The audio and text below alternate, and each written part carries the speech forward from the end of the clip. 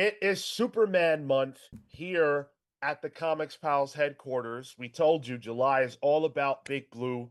And with the movie having just released, Superman is out in the wild. We thought today was the perfect day to put the spotlight on Superman and have a discussion about why Superman is the greatest hero of all time. And to have such a monumental conversation, we had to reach out beyond the pals to bring some old pals back into the fold. So joining us today in a new look, Comics Pals, we have special guest pals, Gavin Guidry, who you know very, very well, and Victor MF and Dandridge, the hardest working man in comics. Is that your actual God-given middle name? It is now. Okay. It is definitely that now. I'm heading over to the Social Security office to change my name legally as soon as we're done. That's amazing. Now- That's amazing. Oh, Tyler. I was gonna say, yeah. If you're not familiar with Gavin, just look on the screen. I might have borrowed some art from you, Gavin. Yeah. Yeah, we went and got somebody who draws the hell out of Superman. Superman 78, The Iron Curtain. Gavin is all over DC Comics and draws an amazing Superman. One, I might add, that I think makes a lot of sense juxtaposed with the Superman movie. I think you really capture the spirit of even what that movie was going for. 1,000,000%. 1,000,000%. I think that the movie captured the spirit of Gavin's art. That's how I'm feeling. Yeah. Way to rephrase that, Tyler. Good job. Good job. Love it. Love it. So we're going to talk about our favorite Superman books, why we love Superman so much, and why, and this is really where I want to start, why Superman is one of the few characters in any form of media that not only has stood the test of time, but is known around the entire planet. There's really not a corner of Earth where no one knows Superman. Mm-hmm. And I think that is an incredible testament to what this character means and symbolizes. I definitely agree with that. Definitely. Gavin, you want to go first? Sure. So we talking about favorite books, or what are we doing first? Let's start from the beginning. So Okay. Superman is created almost 100 years ago now, which is ridiculous. I know. Mm-hmm. Ridiculous. And he's created at a very interesting time in the world.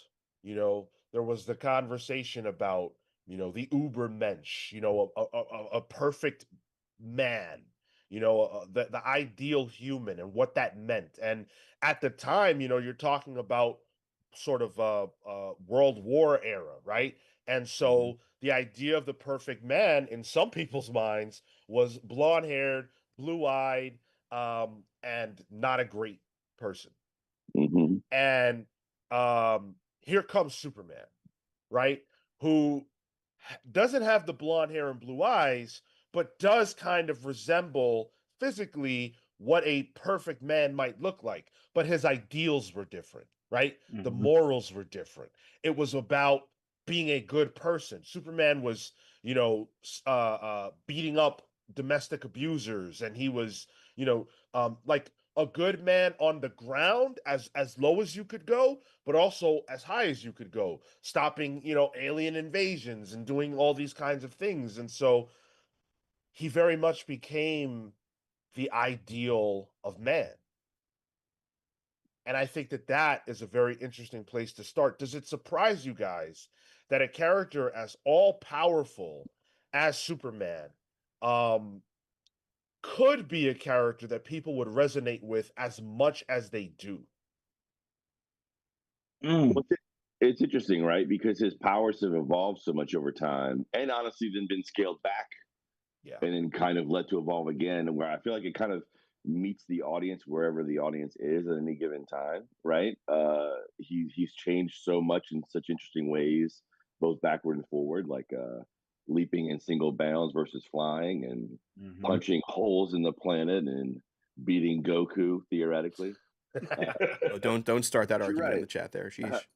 I think, even from the beginning, when they didn't necessarily come to it with the ideal of him being the perfect, all good doer, he was punishing slumlords and abusers and petty, like making sure that the unrepresented was taken care of.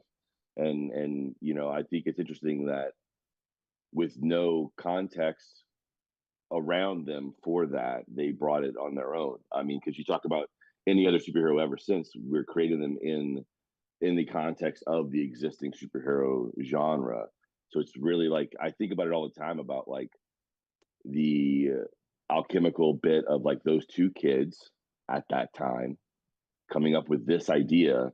If there was like, what could have changed where that would have never happened, It's kind of incredible to think about, especially when you consider how their original concept for Superman was so vastly different, in terms of him being like the bald mad scientist guy, throwing that away and starting from scratch, doing what they've given us now, which has been, the gift that keeps on giving. I did not know that. Oh yeah, really? Yeah. Mm-hmm. Yeah, he had like me. telekinetic or telepathic powers. Yeah, initially. Yeah. The original Superman concept. I don't think he was a villain outright, but he was like, it was more of a science fiction heavy story, and they just kept the name, scrapped everything else, and boom, here we are. Yeah, He was originally Professor X. Jeez. Kind of. Yeah. Kind of. Yes. It's very similar to Luthor, really. Oh, Very interesting. similar to like that 50s era mad scientist Luthor. Mm-hmm. Yeah, they just had something against bald people back then. What's up with that? That's messed up. I also got to chime in with, I think there's something interesting about the social commentary of characteristics and, for lack of a better word, pandering to the readership audience. This was a character that was created by two Jewish kids. And again, like you pointed out, the idea of Übermensch, the Nazi Party was definitely already established at this point.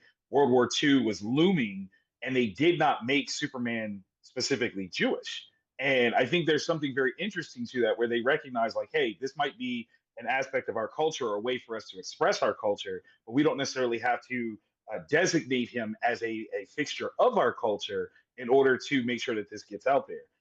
More than anything, I think the idea of it being an allegory to the story of Moses is a big one, and obviously that's First Testament to most Christians, but that's very much so the Jewish religion right there. So there's something like very beautiful about the way that they imparted aspects of Judaism without him having to be specifically a Jewish character.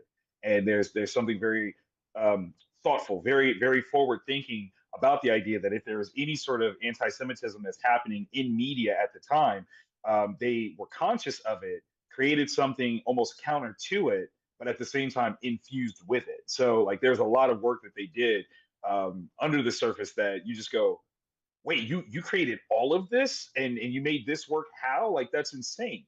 The closest thing I can hearken it to is the idea of like Peter Parker and with great power comes great responsibility is like a reverb of W.E.B. Du Bois, The Talented Tenth, that says basically like 10% of a population can do something really well, and it's their responsibility to use it in the favor of the remaining 90%.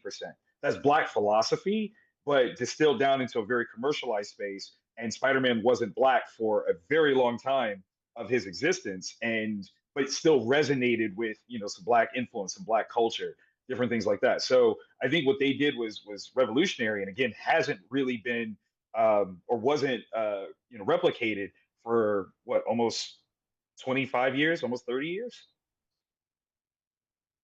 I love that. And by the way, I want to make sure we say their names. Jerry Siegel and Joe Shuster. Yes. Created, again, the GOAT superhero. As teenagers. As teenagers, yes. I didn't know they were teenagers. Yes, bro, they were teenagers. Yep. Yeah. Living in Cleveland, Ohio, which is where I'm at right now. What? What? Yes. Have you been? They have a statue there, right? They have a statue. They have a house. Yeah. That's commemorating. Yeah, it's Siegel's house, I think, right? Yes. Yeah. Yep. Yeah. They were teenagers, bro. Like They Stop were it, capturing the man. zeitgeist. Swear. What are we Capturing the doing? zeitgeist of it all. We're living in the shadow of their greatness is what we're doing. We are like uplifting what they deem to do, and we celebrate them. Like, they captured something, and this is part of the reason why there was such a long fight for the longest time about establishing the rights in any way, shape, or form, or at least some accolades back to them. Because look at how much was built off of what these kids came up with, and clearly at the time there was no way that they could really have an estimation of the value of what was going to happen. And I don't even want to say like that it's totally absent from the publishing machine that National, which became DC, actually put behind it, but that seed, there would be no tree, let alone forest of comics without that seed. And that seed is super, super important to the history of what we all do. Tyler, what's your connection to Superman? Like, did you grow up a fan of Superman at all? That's a weird thing, because no, honestly, I'm a Marvel head first and foremost. Right. Superman was a logo to me, growing up. I was aware of him. It's just my mom, I think my mom was like into the Christopher Reeve Superman movies, but like even then I've only saw him like a couple times as a kid, so like that wasn't really. I didn't really. I think I've said this on the show before. I didn't really get into Superman until like Convergence era DC. Wow. I would even tried before that. I think the closest I got was Morrison's Superman, specifically in Action Comics, because Gavin knows I haven't read All Star yet. I know. Sorry. I read All Star. Action Comics, and I love that. There's some fun stuff there. But like, I didn't honestly like click with Superman until you became a dad. Strangely enough. Okay. And that really was like, oh, there's a missing piece there that just clicks for me, and I don't know what it was. And I've also grown. So I think actually, the older you get, the more you appreciate Superman in a way. I agree. So it's not something I didn't even watch the animated series. I watched the Batman one, but Superman came on, and I think I switched to like Yu-Gi-Oh or something instead. Like I was probably switching to like respect to Cubics maybe. Like I was probably putting someone else on. Wow. I watched all that too, but it's crazy that you didn't like. It just didn't click with me. Yeah, man. Wow. Yeah. I think like the closest was like he was one of the guys at Six Flags when I would go in Jersey. Like Oh it was. my god. It was like I know, like I loved Batman, but I was just such like a non-D. Like I probably liked Wonder Woman more. Quickly. I mean, that's fair. Well, yeah. But like, did you watch the World's Finest 3-hour or 3-part event or? No. Like you've never seen it? No, I haven't. Yeah. Oh my god. Oh, yeah. I know. Have you still not watched the animated series? Superman? No, I haven't. Okay, I'll say this: I haven't gotten to it. Batman the animated series is obviously a seminal work. Sure. Yes. But Superman the animated series is unfairly overshadowed by it. I've seen one episode, and it was fantastic as well. Yeah, I've seen the Mixaplik episode. I mean, that's a great one. Yeah, I think that great was. One. Yes. I think I started like there was like some BuzzFeed list in like 2010 of like the top 10 Superman animated series episodes, and I just picked one of them and watched them on like a train to Boston one day. Dude, you got to watch the death of Clark Kent. Like that. They kill him off in the animated show too. Just watch, and okay. I've had the pleasure of talking to Stan Berkowitz, who wrote that episode, and getting into like it was either Stan or Dan Reba, but getting into like the framework of how complex and actually dark that particular episode is insane. It goes to a place where you're like, this is not Superman, but it 1,000,000% is Superman. Like you'll love every bit of it. It's brilliant. Yeah, it's there's a lot of blind spots for Superman for me, which is actually great as a comics reader because like I've read a lot, but this is like the one section I haven't read. So we're gonna be reading something for the book club this month. I think it's probably gonna be Birthright. It's definitely Birthright. Yeah. Never read it. Okay. I've also never read it, so it's gonna be a fresh one for me. Okay. I did this for the podcast. This is all planned, so it's all good reaction content. I planned this since youth.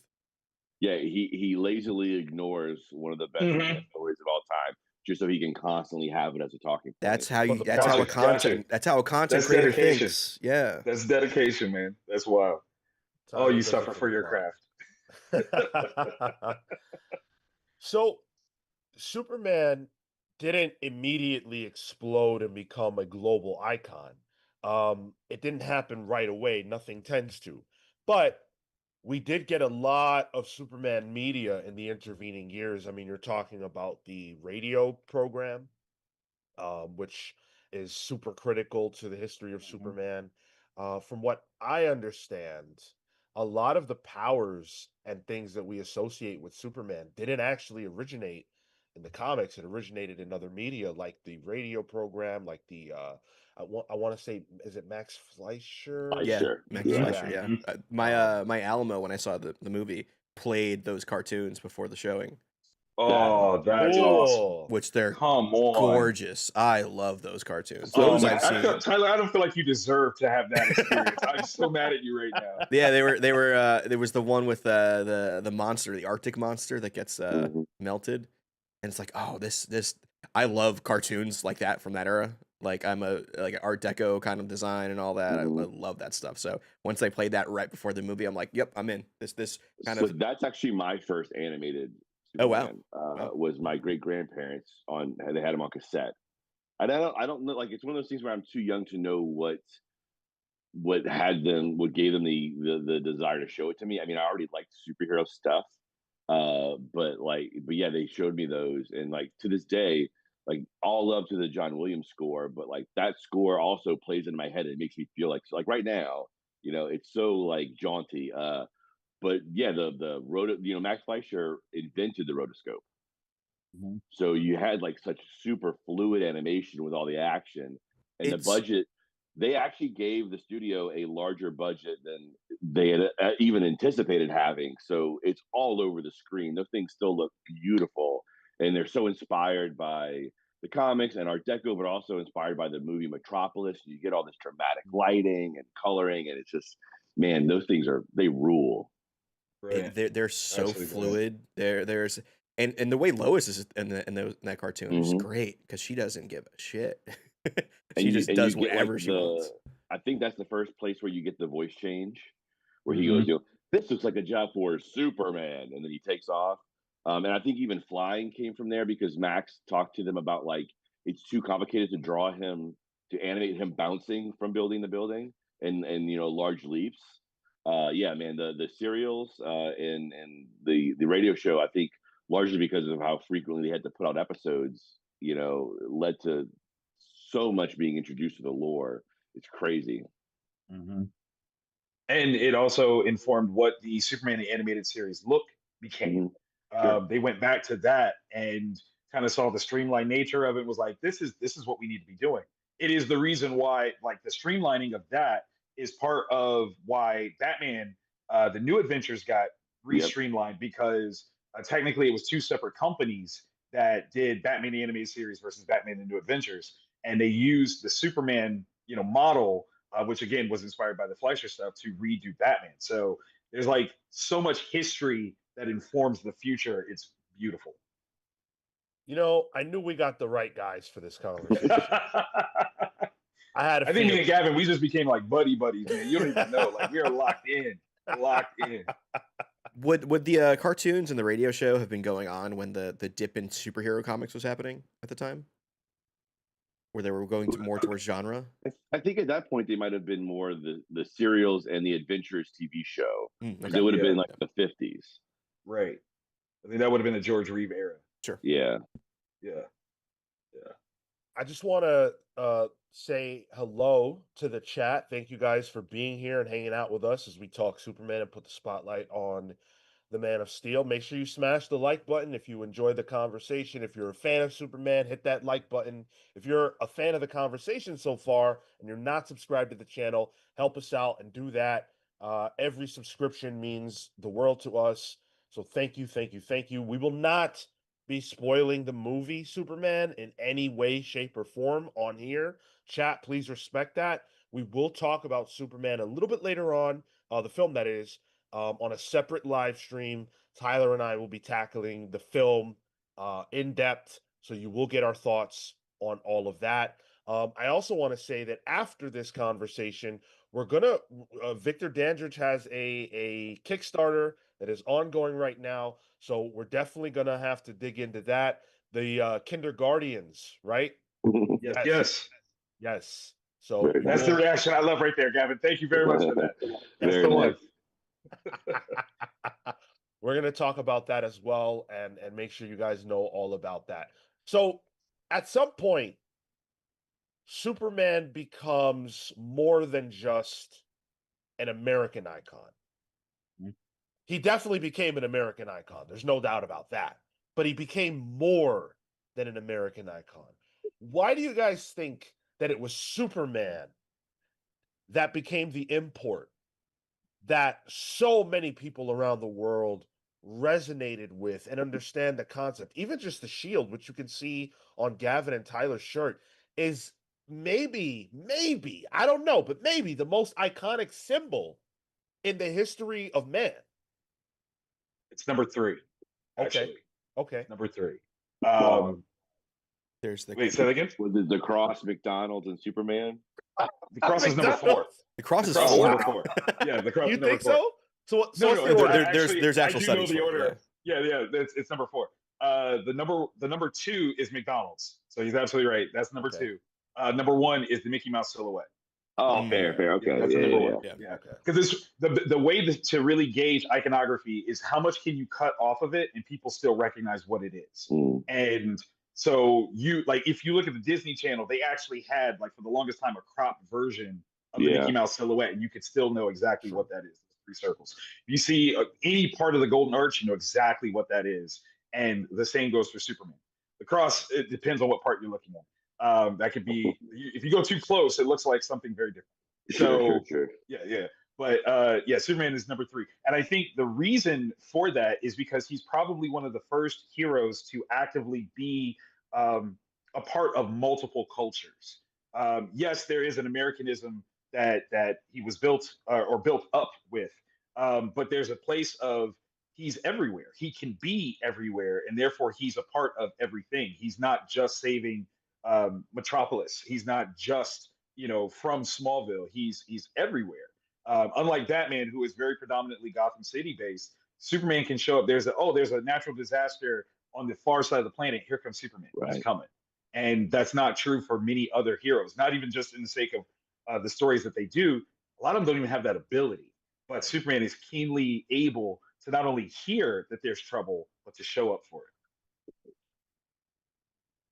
Just want to shout out Ted H here for gifting 5 Comics Files memberships. So Mr. Text, Horror Band Hideout, Hydrus 96, Bagman 15, actually debuted in a Superman book probably, and C.W. Gordon all get memberships. Awesome. Congratulations to those of you who just got memberships. And you guys know what it means when somebody gives memberships on this channel.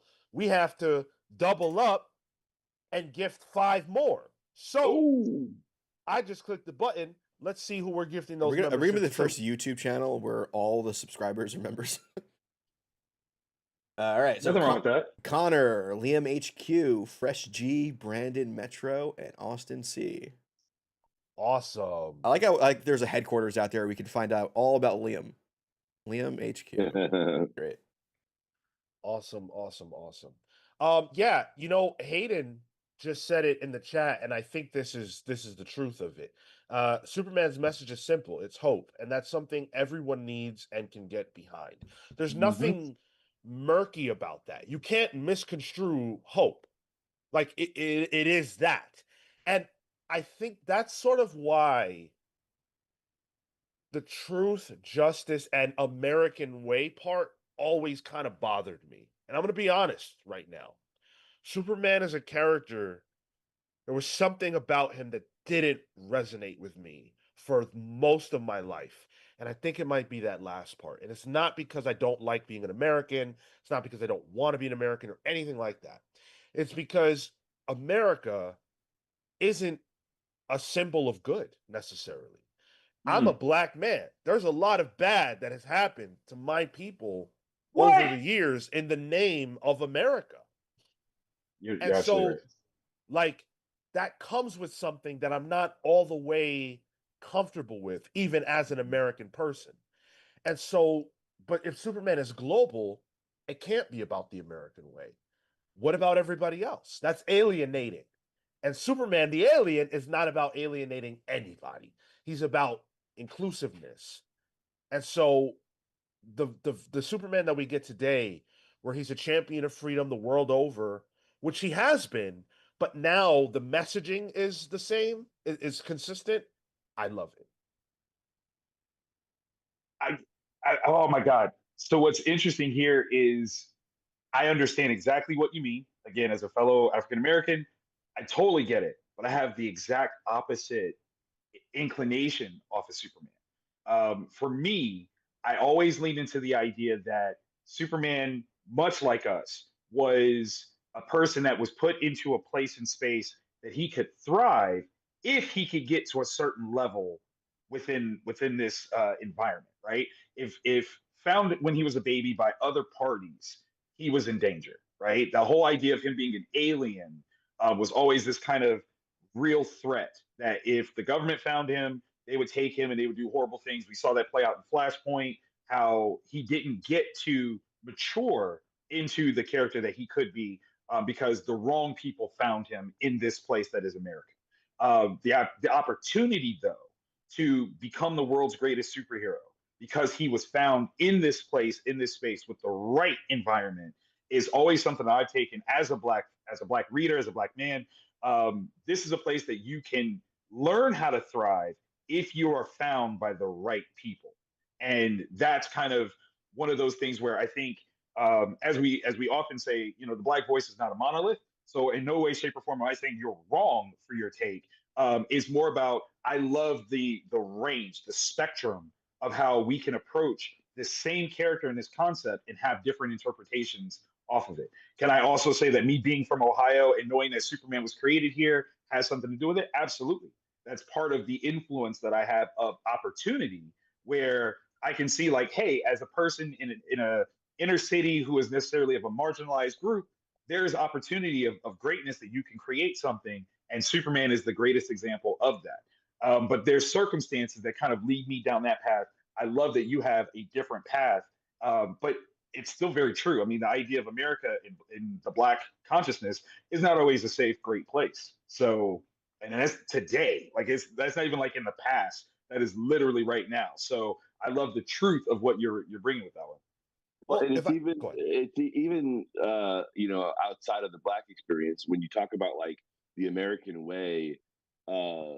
Americans as a whole were way less cynical of the government in the 30s and 40s, 50s and 60s until Watergate, and then once that kind of broke things and the public consciousness and how they view us as a power dramatically changed then. So I mean, you could argue for everyone that like there's a pretty clear split where like maybe the change came a little too late. Like they held on to the American way bit a little too long, and it was definitely something of a bygone era when we could all, Well only said. ever assume the best of what we are doing as a superpower.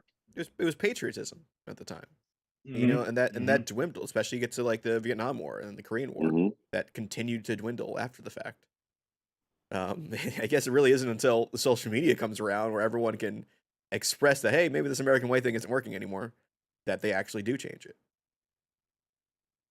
if I The could other just thing too add, is, oh yeah. yeah, I just want to add one thing, because and it's not a spoiler. We've seen this happen in actually several Superman media, where there be a scene where something is happening right in another country, another part of the world, and the people want Superman to come and save them, and they'll put up a flag or they'll do something right to signal Superman, and he comes.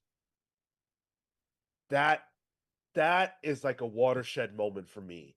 Mm-hmm. Victor illuminated it earlier. Batman can't do that. Spider-Man can't do that. You know, like so many of these heroes cannot do that. And I think about And this actually makes me sad. But I think about if Superman were real and what he could have done for my people, you know, if they could have put up the flag and said, Superman, come save us, right? On those boats, you know, and how much of a difference that could have made. And I think that's why Superman is so important. Well, like with the new movie, I mean, that the first bit of trailer we got, and they showed that kid holding up that pole and just saying Superman like so desperately, like that was immediately I was in, because like they understood so clearly the need to have the call and response. And then when we got to later clips with the interview, and he gets upset and he's like, I wasn't representing anybody but me. And there were even weird people who were like, oh, I don't like Superman being that, like getting upset. I'm like, that's exactly the thing that he would get upset about, is because he's like, your petty bullshit is never going to be allowed to get in the way of me doing the thing that is the obvious greater good, and that is helping people regardless. All the messy shit we can do on this, we can fix on the side. The helping needs to happen first.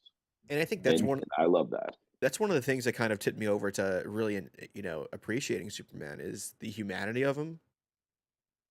Like Batman, tasked with a similar situation, would calculate, would run through just the Bat computer, run it by Alfred. You know, Superman just does. He's a man of action. You know, and that can lead to issues storyline wise, which is great. It's compelling. It's compelling stuff, but it's also like, you would hope if that were real, somebody would do the same thing as Superman. He is an ideal. He is, he doesn't really think, but I mean that in a good way, because he just does. And like once I realized that, it's like, oh, that's a human thing to do. He's not above me. He makes mistakes, and the MO for Superman is just to do good. That's when it clicked. And it's the most simplistic way of defining what is good. You know, in that clip, people are going to die. That is a bad, period. Like there's no, you know, there's no justification for that when I can stop it. So I have to. Like it's that simple. And I think that's one of the reasons why, in a lot of ways, you know, Superman had moments where he was interjecting on natural disasters, the things that we wished, you know, he could have been there for, because it was just, it's that simple. This is a storm. This is a earthquake. This is something as natural as anything, but devastating. And if only we had this guardian angel who could weather the storm of it and save us all. That's Superman. Right. We got a super chat here from J Sage for £10. It says, it's a little hipster of me, but my fave versions of Superman have always been the Golden Age New 52. I love delinquents with a heart of gold types, even in manga, e.g. Yusuke Urameshi or Oga. Happy Saturday. Thanks, Jay. And then Logan Misiak with $5 says, say what you want about Brandon's soups, but his power scenes in the film portray Superman's real character. He saves people and sacrifices his life. But that plane scene to this day is still fantastic. Yeah. Yes. I mean, I remember like that movie. So in the old internet, when we used to all be on message boards, there was a message board called The Planet. It was a part of a website called bluetights.net. And it was all dedicated to this new Superman movie coming back and people talking about Superman and then comics. It was all built around the idea of we're getting a new Superman. And it was like my home away from home, like my safe place as a teenager on the internet. So like I finally got to, like when I met Brandon at a show, got to be like, hey, I draw Superman now. The continuation of Chris Reeve, oddly enough, considering that's what he was also doing. And it was like, I was on this message board back in the day, and he's like, oh yeah, what was your username? And I was like, don't worry about it. But I remember that movie, you know, I think it came out right before I turned 18. It was June 28th, 2006. 2006. Yeah. So it was literally the day before I turned 18. Wow. And I went for my birthday, obviously. And there are things about that movie that are wrong, but there are things about the movie that are wrong in the sense of when you look back on it after a few days, you're like, oh, wait, they didn't throw any punches. But the spirit of Superman is still very much there, right? And it's crazy that we then course corrected 10 years later with like all punches, only punches, oops, all punches. So this new, like, I'm so glad now, having seen this new one twice, how well they struck the balance between action and heart. Because like, when you think about it, like, there have been no great Superman movies in our lifetime. Is wild. Is wild. Also, like, I got this. Oh, I got that too. I got that too. You got a popcorn bucket? Yes. And they deserve credit for making this. It's awesome. This new movie. That's pretty cool. Yeah, and it opens, and you can like swap out the newspaper to one of Superman. But I mean, come on, we're keeping you gotta put the crypto. We're keeping it a buck. Wait, love it. Do you have a dog, Gavin? No, but I have 3 stuffed crypto toys. One of which is from when I was a teenager and bought it myself. Oh wow, okay. For all my friends to give me shit about. I was gonna say that might be a good like dry food a container for dogs, but oh yeah, it would be dope. It's going on my shelf is where it's what's going on. It's going to go next to the new David Corn Sweat Superman hot toy that I pre-ordered. Love it.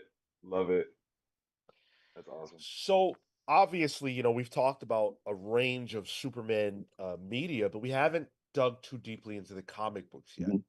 And that's where I would love to put the spotlight now if we can, because Superman is a lucky character in the sense that a lot of great creators have graced him, and have told stories with him. And it feels like a lot of them have a story to tell. Like, it's not just like, oh, I'm a hired gun, I have to write Superman. It's like, I want to write Superman, or I want to draw Superman. And Gavin, you've drawn Superman. So what's the allure for you when it comes to wanting to draw Superman and wanting to give your best, which you have? So the story that I always tell with Superman is I always liked him as a character, but he was never one of my characters. But like we talked about earlier, as I got older and I started to be more, especially, I mean, I've been very political since I was in my, since I voted in my first election, but it's also a thing of, I'm sure it's mostly me perceiving it, but also I think we can all agree it's gotten darker out there, right? Yeah. And as it's gotten darker and I started my own family and I've had my own kids to worry about, the Paragon character, seeing Captain America be that on screen at a time when Superman was at his darkest, it was like, it really crystallized in my mind about like, I really, the do-gooder character started to matter to me a ton. And I was like bummed that we weren't getting that more outside of comics. And I fell in love with several stories that I'll say what my favorite ones are. I would argue, I'll say 4. And one of them is a little unconventional. But I think, obviously All-Star is fantastic. And I'm a big fan of Birthright. And I read that when I was a teenager. And then I love Secret Identity with Busek and Eminem. I read that one probably every year or so. And then one that I haven't read in a while that I think is amazing that everyone should read is by Stephen T. Siegel, and it's a bird, it's a plane. Oh, it's very unconventional in the sense that it's not a comic that's actually Superman doing stuff, but it's a comic about Superman. And I read it when I was like 17, and it just like brought the weight of the emotional connection that people can have with Superman as a hero down on me and helped me like grow. There was like that senior year of high school for me in terms of me focusing on wanting to do comics and stuff, and like having a teacher give me Cavalier and Clay to read, which is a book about a fictional superhero being created around the same time as Superman and tapping into that like spirit. It all came together. Superman Returns, several of those books, because also I started in 05, if I remember correctly. Like All-Star happened for me around Katrina, which is also like another part of my life. That was my senior year of high school. So it's like, it all kind of came together with me then, where I got way more invested in him as a character. And then as I got older and older and older, that virtue becomes more important to you. And like in the new movie, there's a thing where he says, maybe caring is punk rock or the true punk rock. And I'm like, but yes, you know what? Yes, it is. In a world where everyone's cynical and cool and aloof, no, you know what? Giving a shit matters. Yep. And I think that he's the ultimate part of that, and I'm hoping that we get more of it now, and that more people realize that you don't have to be, aloof and cynical and cool. You can give a shit. Sure. I love that. I like How about that. you, Vic? Oh man, since you brought it up, it's been weighing on me. So the Death of Superman is what got me into reading, like comics. I didn't like reading as a kid. I found books boring for the most part, and I knew who Superman was as a pop culture figure because I loved the movies. Literally, this is no joke, and I want people to understand this. You can love a bad movie. There's nothing wrong with loving a bad movie. Mm-hmm. Superman 4, Quest for Peace was my favorite of the bunch for the longest time because it was the one I had the most access to. They would show it all the time. So that was my Superman movie. And it's a crap movie, but I love it. So when they announced on the news that they're going to kill him, I'm like, I got to read that. And I was very fortunate. My mom was like, you said you want to read anything? Comics, here, take them. Like, that's, Yeah. and, Nice. that put me on the path. Um, Kingdom Come is another big one. Kingdom Come was the first time that I ever challenged an authority figure in school with comics being true literature. Wizard Magazine had an article of graphic novels that were being used in colleges, and I argued my sophomore year of high school that I should be allowed to read Kingdom Come because it was a college level book. And my English teacher relented in a crazy sort of way, and no joke, when I had turned in my book report, she gave it back to me ungraded. And I'm like, what's the deal? And she's like, listen, I don't know this book, but it's a comic, and there's no way that this could be about what you said it's about. Like, that's not what comics are. And I'm like, have you read it? And she's like, no. And I had my copy. I slid it to her. And I was like, it sounds like you've got homework this weekend. You read the book and tell me that that's not what this is. And I will happily either take a fail grade or I'll redo this. I'll read another book or whatever. But you have to read this book first and tell me that's not what I wrote. And she's like, all right, fair. That's fair. And I kid you not, she came back in that Monday, handed me not only the book, but an A+ on my book report, and was like, I didn't know that comics could do this. And I'm like, you're welcome. And that was, and when I tell you, like, in terms of a victory, that was a huge moment for me to be like, no, this is something I believe in. This is an art form that I celebrate. You're going to respect this. Boom, this is what this is. So Death of Superman, Kingdom Come, definitely a big one. Grant Morrison's run on Justice League is also another big one. Obviously, All Star Superman comes later, but I got to tell you, the one that got me was JLA #5. And at this point, Superman had been reduced to Electric Blue Superman, which I thought was a cool ass design. I know there's a lot of people that poo on it. I love the design of it. It's such an interesting sort of place to take him. But the thing that made it so great to me was in that particular issue, you have the three demons have worked out a deal with Neuron, and he's given them the moon as part of their payment for whatever they're about to do. And so they're like, they've got this little thing that they're moving the moon, and like it's literally moving the actual moon, which is destroying all kinds of stuff. And Superman is caught on the Justice League watchtower up there, unable to like leave just yet. And he comes up with a solution. I'm going to totally spoil this solution. He gives the moon poles. Like he creates like a pole structure, energizes it enough to give the moon a pole so that it pulls back from the Earth and positions itself correctly. And it's the smartest Superman thing to do without traditional Superman abilities. And it was the idea of proving, and of course Grant Morrison, they're the ones who could do it, that Superman is always Superman no matter what his power structure is. He will always find the most prolifically hopeful way to solve a problem. And while he's doing this, like the other Justice Leaguers are in a war with angels. Like that is what is happening. And Superman figures out how to stop the moon from, cascading to Earth by giving it a pole. Like genius, absolute genius. And that was kind of the place of like where I learned be as unconventional as possible. Take this thing that everyone would say is crap. Because I think for the most part, all of comicdom hated Electro Blue Superman. And Grant Morrison looked at it as like, watch what I do. Let me show you what I can do with this. This is, he's a great writer. Superman's a great character. You put those together, it doesn't matter the circumstances. Amazingness happens.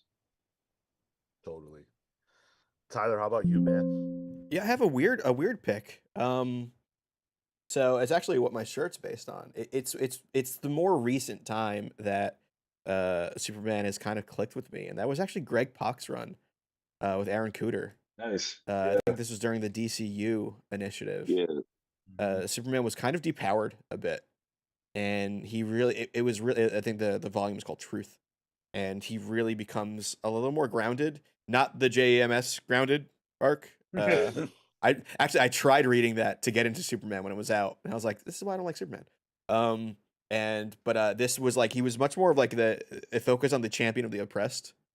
You know, he was at rallies with people on the ground level.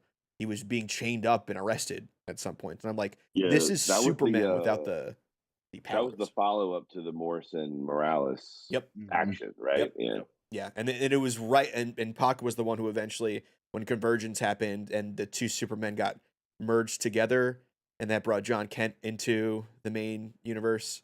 So it's like that they literally converged and became like the core Superman. But this was like right before it, when this is still like the tail end of this New 52 t-shirt and jeans Superman. And I love the t-shirt and jeans Superman. I went to a college party. It was a superhero party, and I was like t-shirt and jeans Superman. And people didn't know what the fuck I was wearing. They're like, you dressed down for this. I'm like, no, this is lore accurate, actually. I mean, I was Connor Kent Superboy for a Halloween or two. There you go. Yeah. So this is really fun. And it also introduced me to Aaron Cooter, who I'm a big fan of. Most recently did that Godzilla versus Thor book that people were raving about, and that's a good book. That's a beautiful looking book. You did a cover for that, right? Yeah. I did a Herb Trimpe Marvel Godzilla homage cover. Yeah, sick. And it was funny because when they offered it to me, I was like, "Ooh, screen accurate Godzilla! I get to do screen accurate Godzilla." And they're like, "Well, we want you to do Herb Trimpe's Godzilla, which is not at all screen accurate. He looks more like a dragon lizard." But I mean, that's what they want. That's what Toho wanted and everything. And then they're like, "Don't worry, we're gonna put the old school trade dress on it and everything, and it's gonna look classic." And I mean, I didn't see it until recently with the dress on it, but it looks pretty cool. Yeah, I dug it. Awesome. Just as a reminder to everybody, we are going to be reviewing the Superman movie a little bit later today. We will be live with that. So if you want to hear our thoughts on the movie, make sure that you hang out with us throughout the day. We've got a long day ahead of us recording wise. Smash the like button if you're enjoying the conversation. It is all about Superman today, because he's the GOAT. That's what I say. I say Superman's the GOAT. And you know who else says that? Harlan Ellison. Harlan Ellison is one of the greatest science fiction writers of all time. That's indisputable. And for Superman at 50, when DC was celebrating, when we were all celebrating Superman's 50th anniversary, Harlan Ellison wrote some words about the character that I was inspired by. So I wanted to share those with you. He said, "If one of the unarguable criteria for literary greatness is universal recognition, consider this. In all of the history of literature, there are only 5 fictional creations known to every man, woman, and child on the planet.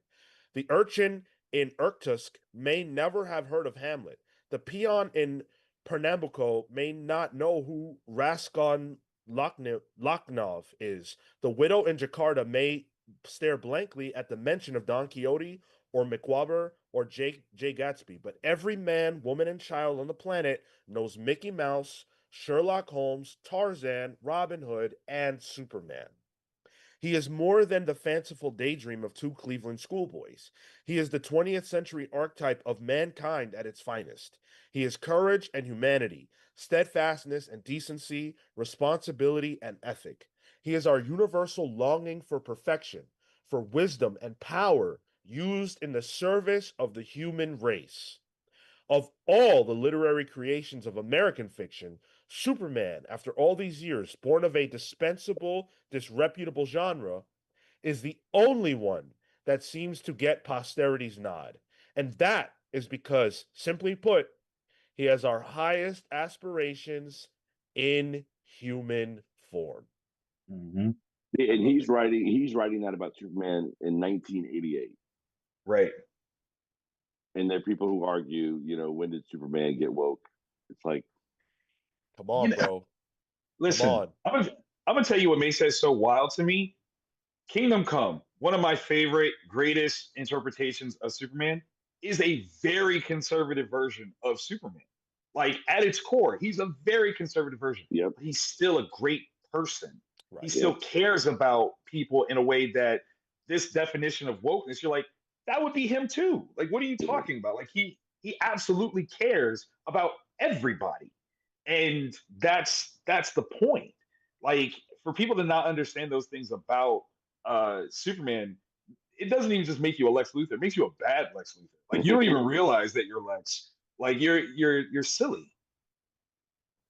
Yeah, you're completely right about that. And obviously, in the news right now, Fox News is calling the new Superman movie woke, and it's like, dude, is this your first Superman? Like every Superman, anything is quote unquote woke. He was beating up domestic abusers and slumlords and all, corrupt politicians, I'm and like that's what Superman is. think about Superman Smashes the Klan, the comic that's kind of based on real life, that's Legit. yeah, that was exactly what was happening when the Yeah. radio show was happening. Yeah. Like legit made like Yeah. Klan members go away because they realized that their kids were like, being in the Klan is bad. And they're like, oh, wait, what? Oh, let me take my pointed hat and put it over here because Superman was fighting. Amazing. Yeah, I think, I mean, look, I love the point of, hey, Superman is a conservative person, right? Like his values, like what you just said, Victor, his values, he himself is a more conservative, reserved human being. But good and bad or evil, for lack of a better phrase, goes beyond, designations of which political party you align yourself with, or, you know, those kinds of things. When you talk about conservative related to Superman, he's not going to the club. He's not going to be the guy with the hookah getting lit. He's not doing all that. I just But he pictured stands up for what is good and just in every single situation. There's no gray area. And that used to bother me a little bit. But now I'm like, no, no, no, no, no. There is no gray area. When it comes to what is right, there is no fucking gray area. There just isn't. And I wish there were people who could cut through that and say, nah, I'm not gonna wait around. I'm not gonna, play these games. We're gonna get to the right of it. That's Superman. Well, like Victor mentioned, like a philosophy with W.B. Du Bois. I can't remember what his name was, but I think it was a guy named Mills in like the 1800s. The famous quote of, about the good men standing by and allowing evil to Doing happen. nothing. And so, I think that's a thing that's pervasive through all of superherodom, but by virtue of Superman, yeah, there is the slumlord. Superman's not living in that tenement building, but that's just wrong. So he's going to fix it because he has the ability to. Right. Exactly. I think that's the thing with what we presume the American way was supposed to be was the balance of progressive and conservative ideas. Because that's what Superman is, right? You have the upbringing that he has from the Kents in Kansas, which would be that more traditional conservative concept. But the idea of what Jor-El and Lara were in Krypton were very progressive. They were about the future. They were about what comes next. And so he is literally the brainchild of both of those things made manifest, where it's not a matter of, am I allowed to do this? You have the ability, but now you also have the responsibility to choose, how do you do this for the greatest good possible? Not even the greater good, the greatest good, because that's now your responsibility because you're the one person who can do it. Like that's so heavy and brilliant all at the same time because it's all the things that we ever wish we could be and proving that absolute power does not corrupt absolutely if given this framework. This is the one guy that sentiment that we all have come to believe with our cynical mind to be true. It is not true of him. Yep. He's the exception. There is a super chat here from Common Sense 499 says, I recommend Dial H for Hero by Sam Humphries. While Superman is not the main character, he's important to the story, showing he's a man and an inspiration. Great series, by the way. I highly recommend that outside of even this discussion. And then Common Sense, also with 199, says DC Mech by Kenny Porter is a great Superman comic. Thanks, Common Sense. Appreciate you, dude. I even got to shout out American Alien by Max Landis. That's a very interesting sort of take on Superman as well. I never read that. Quite frankly, there are a lot of Superman comics that I have missed as well because of the perception that I had of the character and his ideals for quite some time. But when we're talking about our favorite Superman comics, the one that made me fall in love with the character is actually very recent. It's the Philip Kennedy Johnson Warworld saga. Mm-hmm. Because it took Superman away from Earth, away from Metropolis, and said, well, how much does he really care? Does he care? Because he landed on Earth. He is an Earthling for all intents and purposes as far as he's concerned. We are his people. So he'll go to bat for us. But what's he willing to do for people from another planet that he has no association with or responsibility to? And as it turns out, he does have a responsibility to them. And he's inherently aware of that, and he goes hard for those people, and he saves those people from a situation that they don't even necessarily believe they need saving from. They're so enslaved that in their minds this is life, this is good, and Mongol has corrupted them so to the point that they believe this is okay. And Superman comes in and says, this is not my world, these are not my people, but this is not okay, and it will not stand. And he shuts it down and he saves them. And I love it. It's a brilliant story by PKJ. It also like really focuses on the inspirational aspect of Superman. He inspires these ragtag group of aliens from across the universe. And then he's also like, he doesn't have his suit. Like the suit's a big deal in terms of that inspiration. It's primary colors. It's meant to stick out and really like draw your eye to it. He's kind of in like he's like, I think the way World of Warcraft players call it is slutmog. He's in like this skimpy chains, and he's got the shield still, but it's not Superman that we know, and it's just really, it's a really good run. I highly recommend that run. I love how later issues said that they kept that costume for role play purposes. Yeah. Lois decided to keep that one. Yeah. Yeah, I know y'all talked to Philip. PKJ, he's a guy that just fucking gets it. He does. Yep. Yeah. And he's such a sweet dude.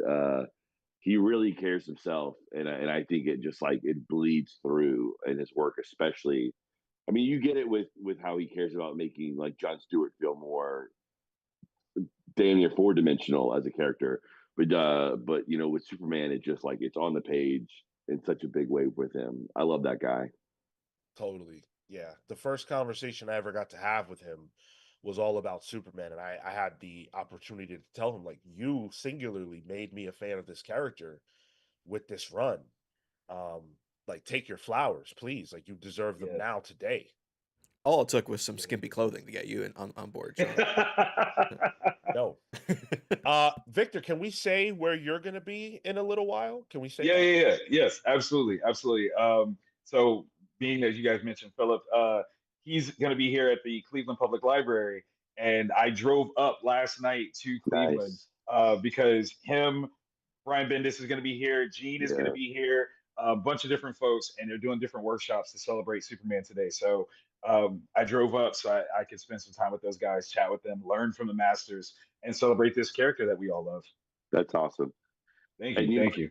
With the new movie too, to give a shout out to Cleveland, Metropolis is like Cleveland in the movie. They just added some things to it, and I mean, like, damn, it feels good. Like Cleveland, shout out. Yeah. So, Gavin, you saw the movie, and you've seen the trailer. Since we're not going to talk about the movie specifically, you saw the trailer where Superman and Lois are kissing. That hotel, the arcade, that's where I'm staying right now. Like literally, that is like just outside my door. You got to take a picture down there. I totally did. I did that as soon as I got here last night. I was like, it's here. Like, and I love this. It used to be a mall, and I love that they turned it into a hotel. I stayed here back in the Wizard World days when Wizard World Cleveland was here. So yeah, that's been a joy. And I was here. I actually came up because again, being in Columbus, I'm right in the middle. I drove up when they were still shooting out here, and so the scene with the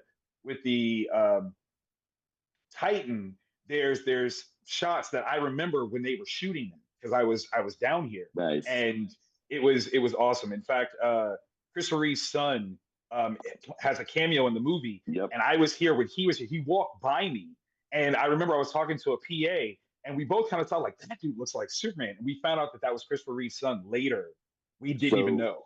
I'd seen him in documentaries before, in an old documentary and the new documentary, so I recognized him right away. He's a reporter in the middle of they show him. He's got a little gap in his teeth, but he's very like clearly Very, dude. I leaned over to Declan Shalvey, who he says hi, by the way. Yes. I leaned over to him in the theater, and I was like, "That's Christopher Reeve's son." That's cool. Yeah, it's super dope, super dope. So again, with the context of Ohio, so like Gavin said, the Metropolis stuff was shot here in Cleveland, but the Hall of Justice is in Cincinnati. That was like another shout out because oh god, I just lost his name. Designed the Hall of Justice for Super Friends from that train station down there. So just genius aspects of Ohio. Just that awesome iconic curved building with the flat front. It was literally a guy cribbing and being like, that building looks awesome. I'm going to draw that. And then it's just for comics and cartoons history now. That's the Hall of Justice. And when I didn't know it was going to be in the movie. And when they went there, I popped. It was like I was in it. It was so cool to see because I love that building. And another Ohio landmark.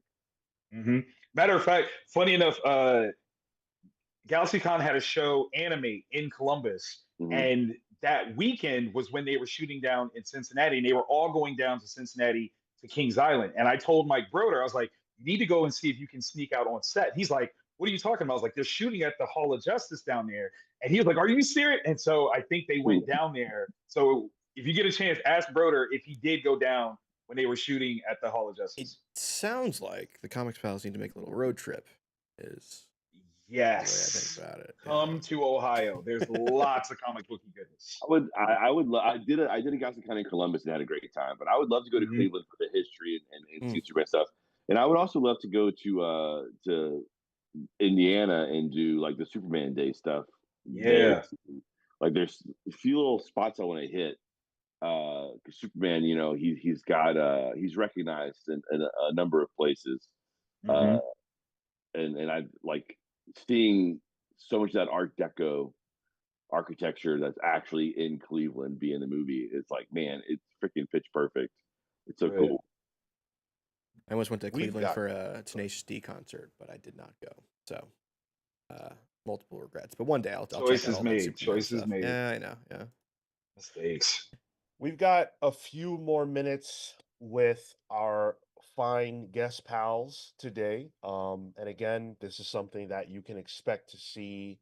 And we're going to talk more about the future of the Comics Pals after this segment, but you can expect to see more phenomenal guests like these two fine gentlemen, maybe even these two fine gentlemen with some sort of regularity. But before we continue the conversation here, I do want to give a special shout out to the people who make this possible, our sponsors who are you guys, the listeners. So special shout out to our pals vs. Legends, the Hound of Justice, Atomic Hound, Starcross, Catherine Stars, Red Spiral, Spiral Storm, Adam and Bernie, the Best Boy, the Spear of Judgment, Jay's Jumble, Jalen Jackson, the Sanguine Sorcerer, Safe Haven, Aiden's Hideout, Entertain Me, and Jesse. And a thank you to Pals vs. Members, the Night Stalker, Harris Stajinsky, Brian Demolisher Del Pozo, Kefis the Incorruptible, Momentum Mike Elliott, Dan the Truth Trudeau, Marley Manastorm, Slow Flow Dameron, Christian Uncaged, Always Laughing, the Spear of Justice, Izzy's Issues, the Great Destroyer, Hyper Viper 89, Robert Runback Catchaback, Pete the Dreamy for Collins, James Just Jamming Jones, Paul Powerhouse Smith, Neon Knight, the Cosmic Avenger, Matthew the Shade, Cosmo, BJ Kicks, and the Living Blade, Boss Deer. If you didn't hear your name and you're supposed to, hang around. You will hear it a little bit later. Do you guys think? Sorry, getting longer. That list. I know you guys are popular. Love it. It's getting longer. I can't even do it all in one segment. Otherwise, it's just too much. But it's the greatest problem to have. I can't lie. Amen to that. Do you guys think that Superman has a formidable And when I say formidable, I mean in relationship to other major characters. A formidable rogues gallery. Yes. Yeah. Yeah, I Yeah. think obviously he doesn't have as popular of a rogues gallery, but I think that's more the problem of the audience than the characters, because I love a lot of his villains. I totally agree with that. Especially the range of scale of power. You know, Mhm. if you go Lex to Darkseid, you've covered everybody of a power scale, right? You've got like literally a human dude and an actual god, both bedeviling this one guy. And you throw in Brainiac that fits into a whole nother context.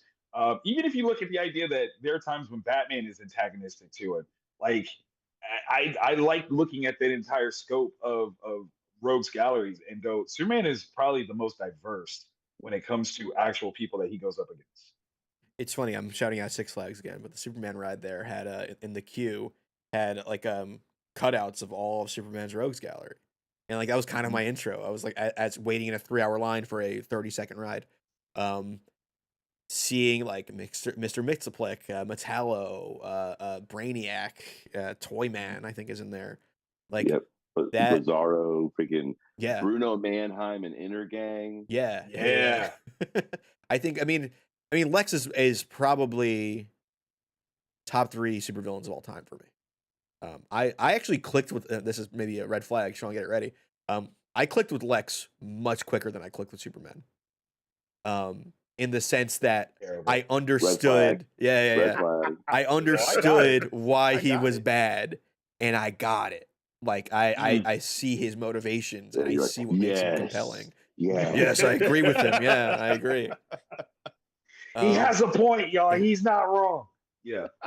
This guy's Well, stealing like, our super jobs. Yeah, and yeah, I just I like Lex really it was Paul Cornell actually that got me to really click with Lex during Blackest Night. Um Mhm. it was Lex was the head of Action Comics at the time. And it was like a kind of a trek while he was trying to reclaim the power of the Orange Lantern ring that he lost during Mhm. Blackest Night.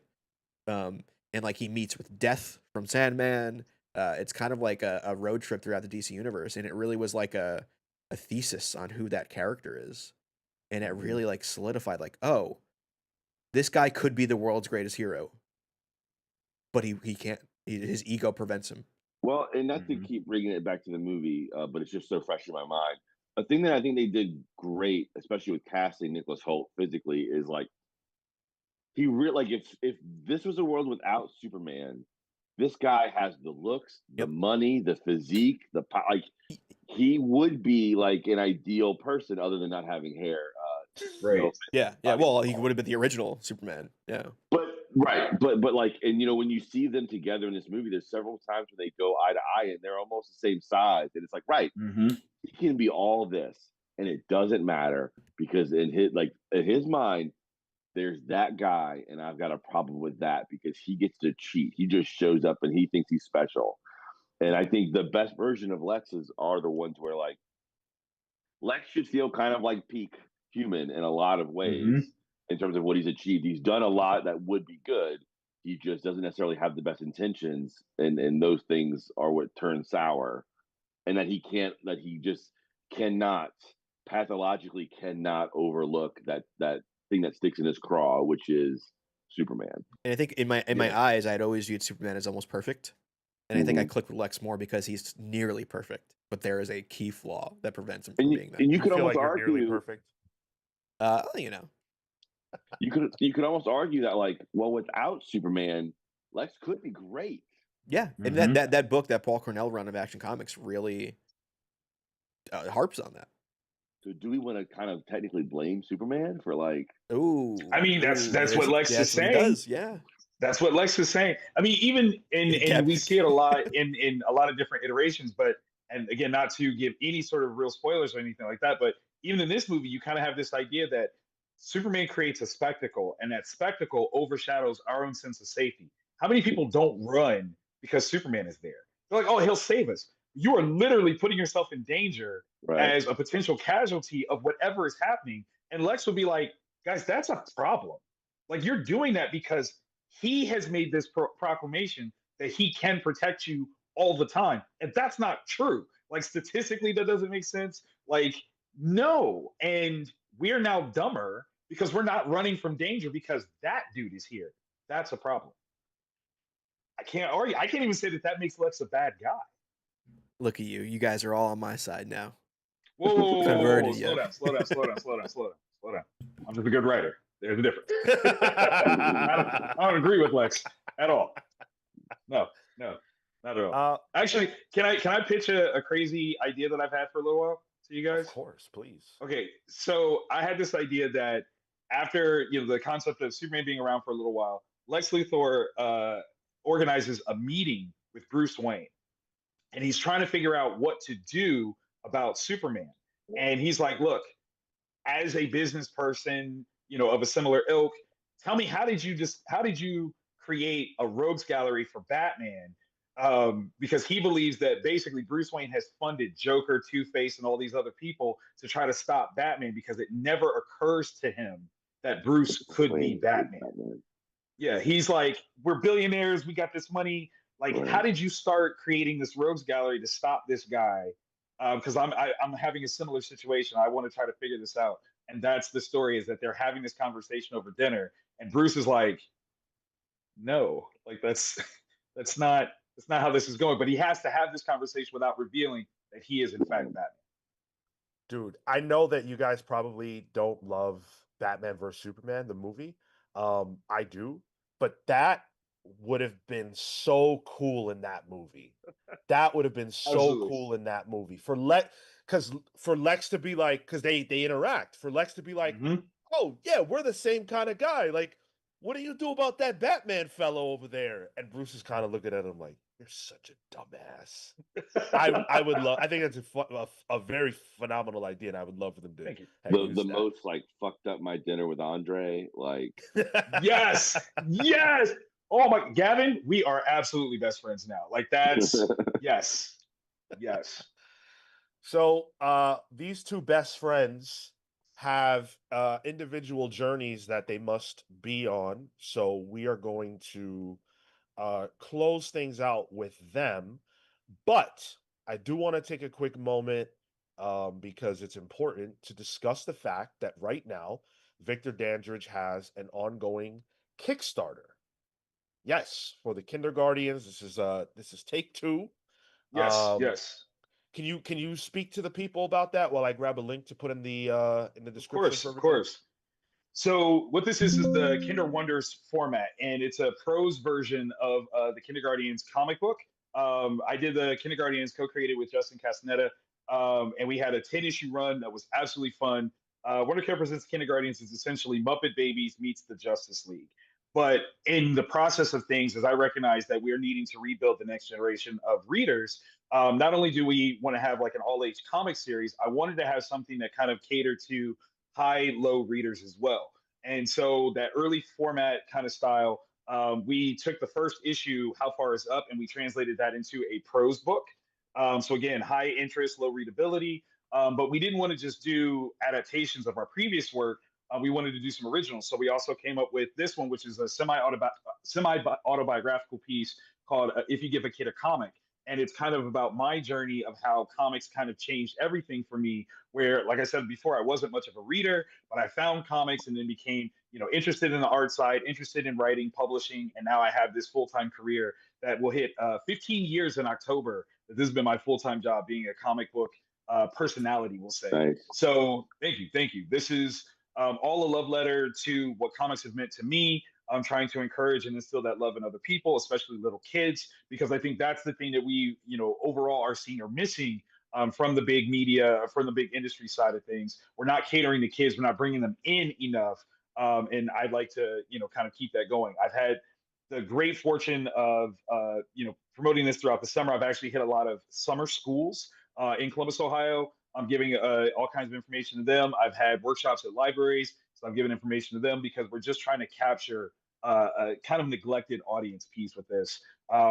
When I woke up this morning, we were at 88% of our funding goal. We literally started yesterday. So we're literally just hitting like the 24-hour mark. And while I'm on this call, it's possible that it's funded already, and I just don't know yet. But If you guys get a chance, please check it out. If you're interested in high-low early reader style stuff for your family or you know somebody, definitely share the link. We also have the opportunities for you to capture the comic book series as well and all kinds of add-ons. So we're looking forward to this one and making a big impact on readership. I got the I think it was the initial Kickstarter that you did. Yes.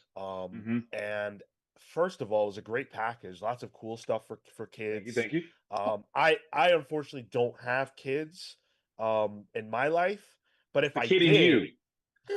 there you go. Yeah. Like if I did, it would have been incredible. I think it's an incredible gift. But I also think if you have a kid in your life who, isn't so inclined to want to read and you want to get them into reading, getting in on this Kickstarter and getting in on the ground floor with what Victor is doing with the Kinder Wonders and the Kinder Guardians, I honestly think it's a tremendous way to start your kid off reading, and not just reading, but reading comic books, which we absolutely need that next generation, and this is how we get them. So Absolutely. thank you, Victor, for leading the charge with that. Appreciate it, man. Definitely. Yeah, Captain Underpants is one of my ends growing up. So, dude, something like that. That same vein. Yeah, completely. And Victor, where can people find you on social if they want to go beyond this conversation? Victor is a tremendous podcaster.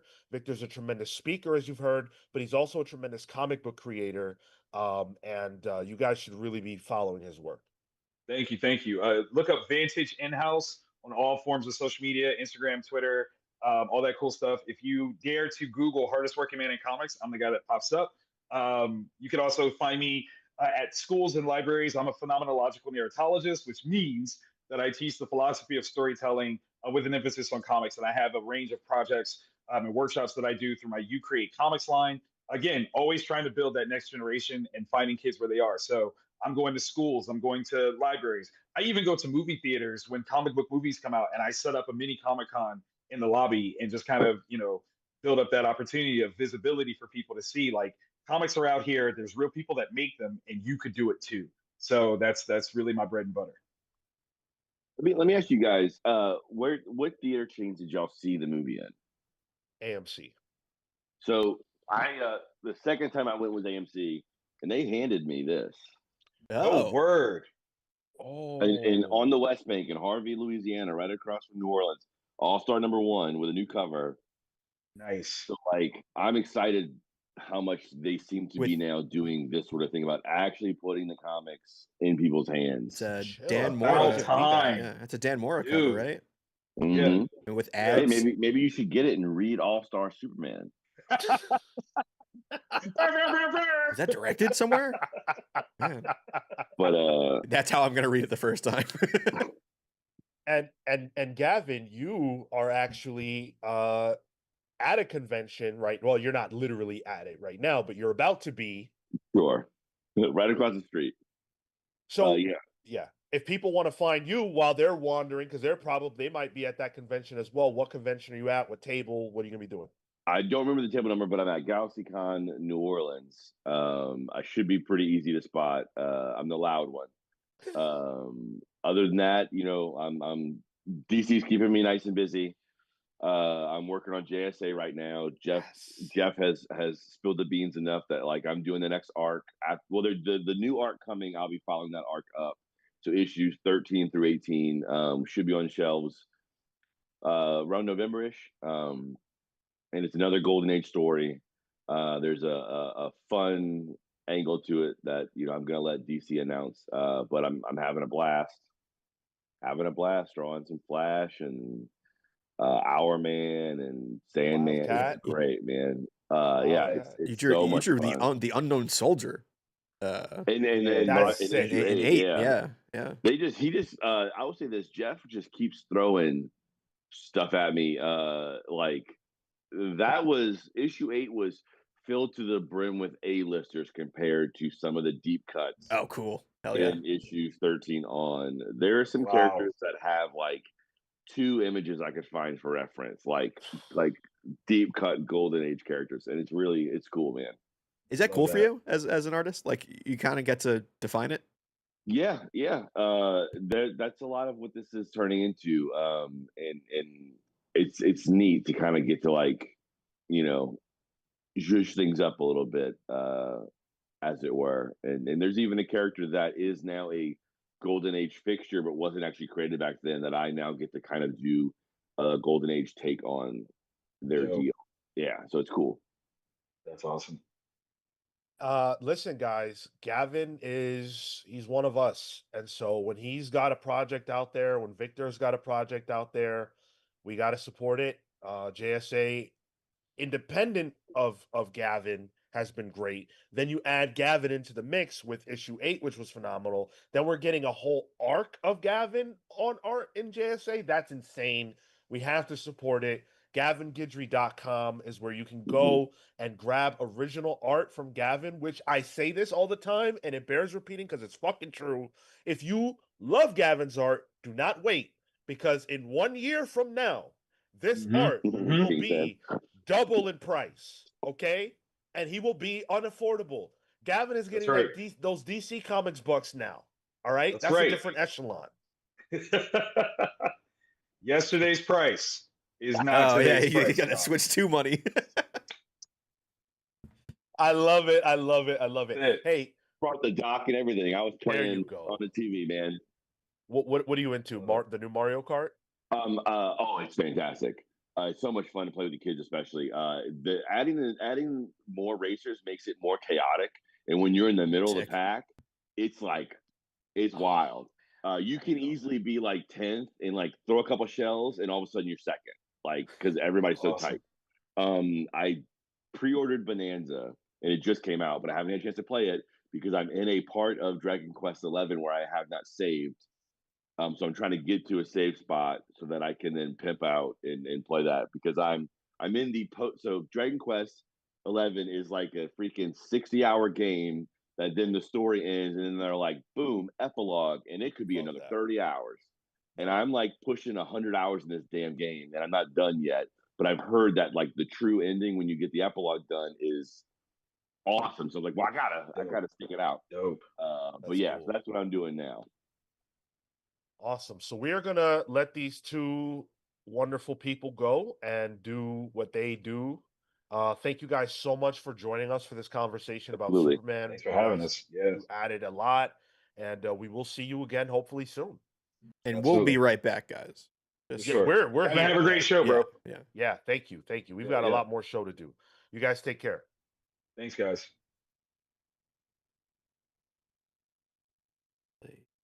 Get out of here real quick. Bye. Take care, dude.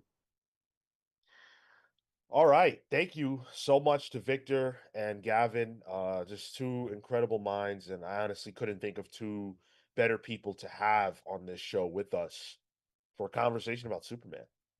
Oh, 100%. Especially since like I'm on it, and I was like, oh man, I don't my knowledge is not as good as these other guys, but man, this is great to have them on. Yeah, 100%. And again, support them in their endeavors. They support us. And we're in an interesting time, as a podcast. So being able to reach out to your friends, and Gavin is like, yeah, he's a friend of ours, but he's also an established DC Comics artist. Like, he doesn't need to do this. And I mean this lovingly. He can yap, and that's why you need him on a podcast. Yeah. But to have them willing to come on here and, support us at this time is so important. And that's why, like, any effort that we can put on our side of things to support what they do is what we need to do as a community. Yeah, for sure. Now we've got a lot more show to do. And so hopefully you guys will hang around with us for that. And I also want to spend some time talking with you guys about the future of the show. You'll notice that Marco's not here. That has nothing to do with anything. It's just an unfortunate circumstance that, he was going to be on vacation. You guys saw that he was in Puerto Rico when we did Pals Pulls. And so he was on vacation, so we couldn't do the show today. That has nothing to do with what's going to happen going forward. Marco is definitely still here with us, still a part of the show, still kicking. Tyler and I obviously are committed, and we will be doing this going forward. We love what we do, and we're having fun. And there will be changes, you know. Victor and Gavin coming on represents one of those changes. So what the goal is for Tyler, Marco, and myself to represent the constant on the show. But instead of seeking out a permanent fourth, especially because, look, realistically, um, what we do is hard to do. Not in the sense that it's hard to get on here and talk shit, but it's hard to do it every single week and, you know, do it for 3 hours a day, more than once a week. You know, you guys see us live twice a week, but that's not it's not all that we do here. Um, so it's hard to find someone willing to commit to the kind of schedule that we keep. Yeah. Instead of doing that, we're going to have a guest pal as often as possible, likely every week. You know, somebody who we like, somebody who we trust, somebody who's in our community, and sometimes people that might be outside of our community but do similar things to what we do, to give you guys a different flavor, you know, and to showcase the awesome people that exist within our community, but also just talking comics on YouTube. And hopefully, we can make more friends and add diversity to the voices on the channel. Yeah, and I think it's just that, you know, yeah, we miss Cal. But we want to be able to just kind of be a little different, do something a little different, and have different voices on. And you know, I think having diverse voices and different opinions only makes us three core personally more engaged because it doesn't become an echo chamber at that point. And also like it's more engaging for you guys. So I think that's important going forward. Did the stream just crash, or is it just my tab? It might just be your tab. Okay, No, it's still going on my end. Yeah. cool. Yeah, I mean, I co-sign what Tyler just said. This isn't about replacing You really can't No. just replace. I don't believe that you can just replace people. I don't think people are replaceable because people are who they are, and who you are is singular. So no one can be replaced. All we can do is um, hopefully add to what we already do, and have a great time with whoever we have in that fourth chair. And it's not just about that too, right? Like we're going to do other things. We're going to introduce new ideas to the show. Yeah. I, you know, consider myself an idea guy. I love thinking about ways we can enhance what we're doing here and have more fun, and, you know, bring different things to the table. So you're going to see a lot of that. And one of the things that's in front of us, you'll see changes rolling out over time. But one of the things that's in front of us that I really, really, really want to talk about, and get us ready for, is what I am calling Ultimate August. Ooh, this is officially happening. Yes, it is, because Samuel Summers Yeah. demanded it, and he put his comics bucks where his mouth was, so to speak. And uh and we're pushing forward with it. So it's not just going to be a deep dive, which it will be. We're going to do a deep dive into the Ultimate Universe, the OG Ultimate Universe, not the new one, the old one. And we're going to read and discuss a lot of the books that came out during that time. I'm going to, you know, dive deeply to find interviews with creators from that time, maybe even try to seek out some creators who were working at that time to come on here and talk about what it was like. But we're also going to celebrate the books that we loved from the original Ultimate Universe. I have a deep history with it. I think Tyler does too. Sort of. So I have a love-hate history with it. So yes, well, yes. yes. Although Ultimatum, I might have a hot take on that. So we'll see. Okay. All right. And what I really want is for you guys to tell us what you want us to read through and talk about when it comes to Ultimate August. We're working so far ahead. I'm working so far ahead on this that I really want to know, like, what are the hidden gems of the Ultimate Universe that you think I might not have read, that you think we might have looked over? What are your favorite issues of the Ultimate Universe? What are the questions about the original Ultimate Universe that you have that you don't have answers to, that maybe through the research we can answer for you? Let us know. We could probably do a whole episode on the creation of Nick Fury. That well, I mean, I don't know that the story is compelling enough for one whole episode, but No, there, probably not. Probably not. Maybe 10 minutes. there's some cool stuff to talk about in regards to that. Shu Patel says viewer call-ins when. That is absolutely something that I've been pushing for. Yeah. And I think it is going to be able to happen very soon. Yeah. The technology is there. Yep. As long as you guys aren't wild if you call in, come on, but that's something we're looking into. I think we've got a pretty. I don't anticipate there would be any problems with our audience.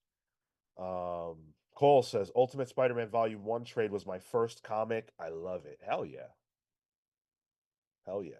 Ultimate Spider-Man wasn't my first comic, but in terms of floppies, it was. So I'm right there with you. That Bendis run? Yeah. Do you remember the first floppy you got? I remember the cover. I don't remember the issue. It was Human Torch and Spider-Man hanging out on the Statue of Liberty. Great That's combo there. 50s, I want to say. But Dan Trudeau says I'd be interested in a retrospective on the original 2 books, Spider-Man and X-Men. Oh yeah, you're gonna get that. Oh, see, this is where my knowledge of the Ultimate Universe is not there. I didn't realize X-Men was the. I always thought it was the Ultimates. That was like the brother sister book there. Yeah, Ultimate X-Men, and that's a crazy book because it wasn't like one creative team. There were several different creators and creative teams that graced that book, and so you get a lot of different flavors. I feel like there's the most, like, a ton of change to a lot of those characters was done. Like one of the most controversial ones early on was I think it was Colossus. It was either Colossus or Beast that they made gay. I think it was Colossus. And a lot of people were up in arms about that. Interesting choice for those two, but yeah. So we've got a lot that we're going to be doing, and it all relies on your support. It all relies on you guys coming and showing up and being supportive and hopefully loving what we do. One person doesn't make a show, and I say when I am asked, or whenever someone says, "Oh, the show isn't the same without any one of you." And what I like to say is the Comics Pals is always the Comics Pals, regardless of who is here, because it's a culture. It's a culture, it's a community, it's a mutual identity.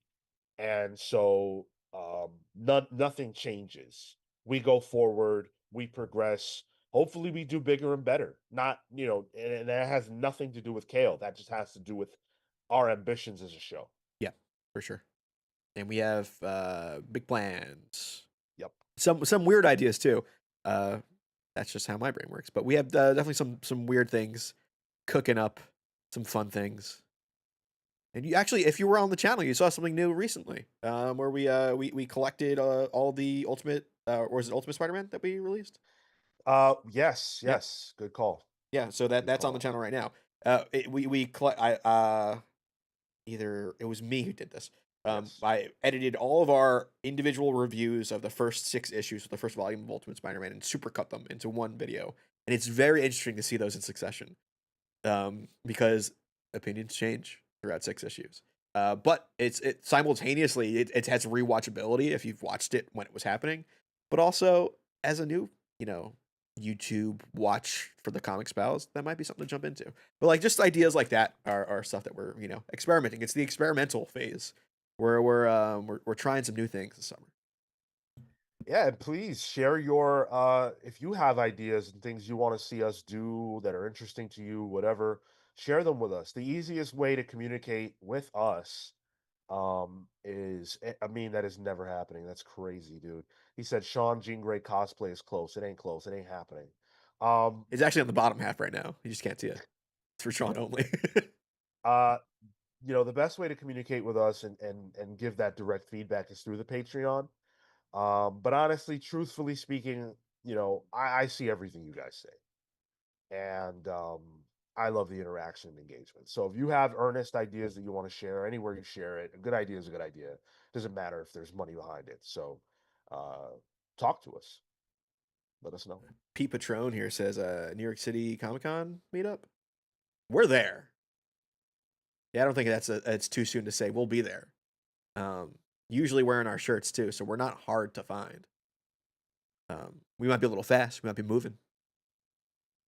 Yeah, we're always on the move, but you guys can definitely seek us out there and like, look, who knows? If there are enough of you that want to do a meetup, we can talk about that. Yeah, for sure. We can do like a barcade thing or something. We've had multiple of you come up to us and say hello at cons and things like that. So please don't hesitate if you see us, at the event to shout us out. Sean gonna cosplay when? Nevuary. You hit me up around that time and we'll make it happen, Catherine. Justin, I came to the show late. Did something happen to Kale? So, Justin, good to see you, by the way. Kale is no longer with us. Not in life. Yeah, I was gonna say, life. Jesus Christ. He's just not with the show. Last week's episode of the main show was Kale's last day. So we are Kale-less going forward. For those of you who didn't know that. But again, that doesn't mean that doesn't represent anything bad for us, other than if you love Kale, which we all do, he's no longer here. So we mourn him, we miss him, but we move forward. But he's still around the community. He'll be on Discord. He's taking a quick little break, but he'll be around, like, to still chat, But he is using his time for work and creative endeavors that are his dreams, which we can't fault at all.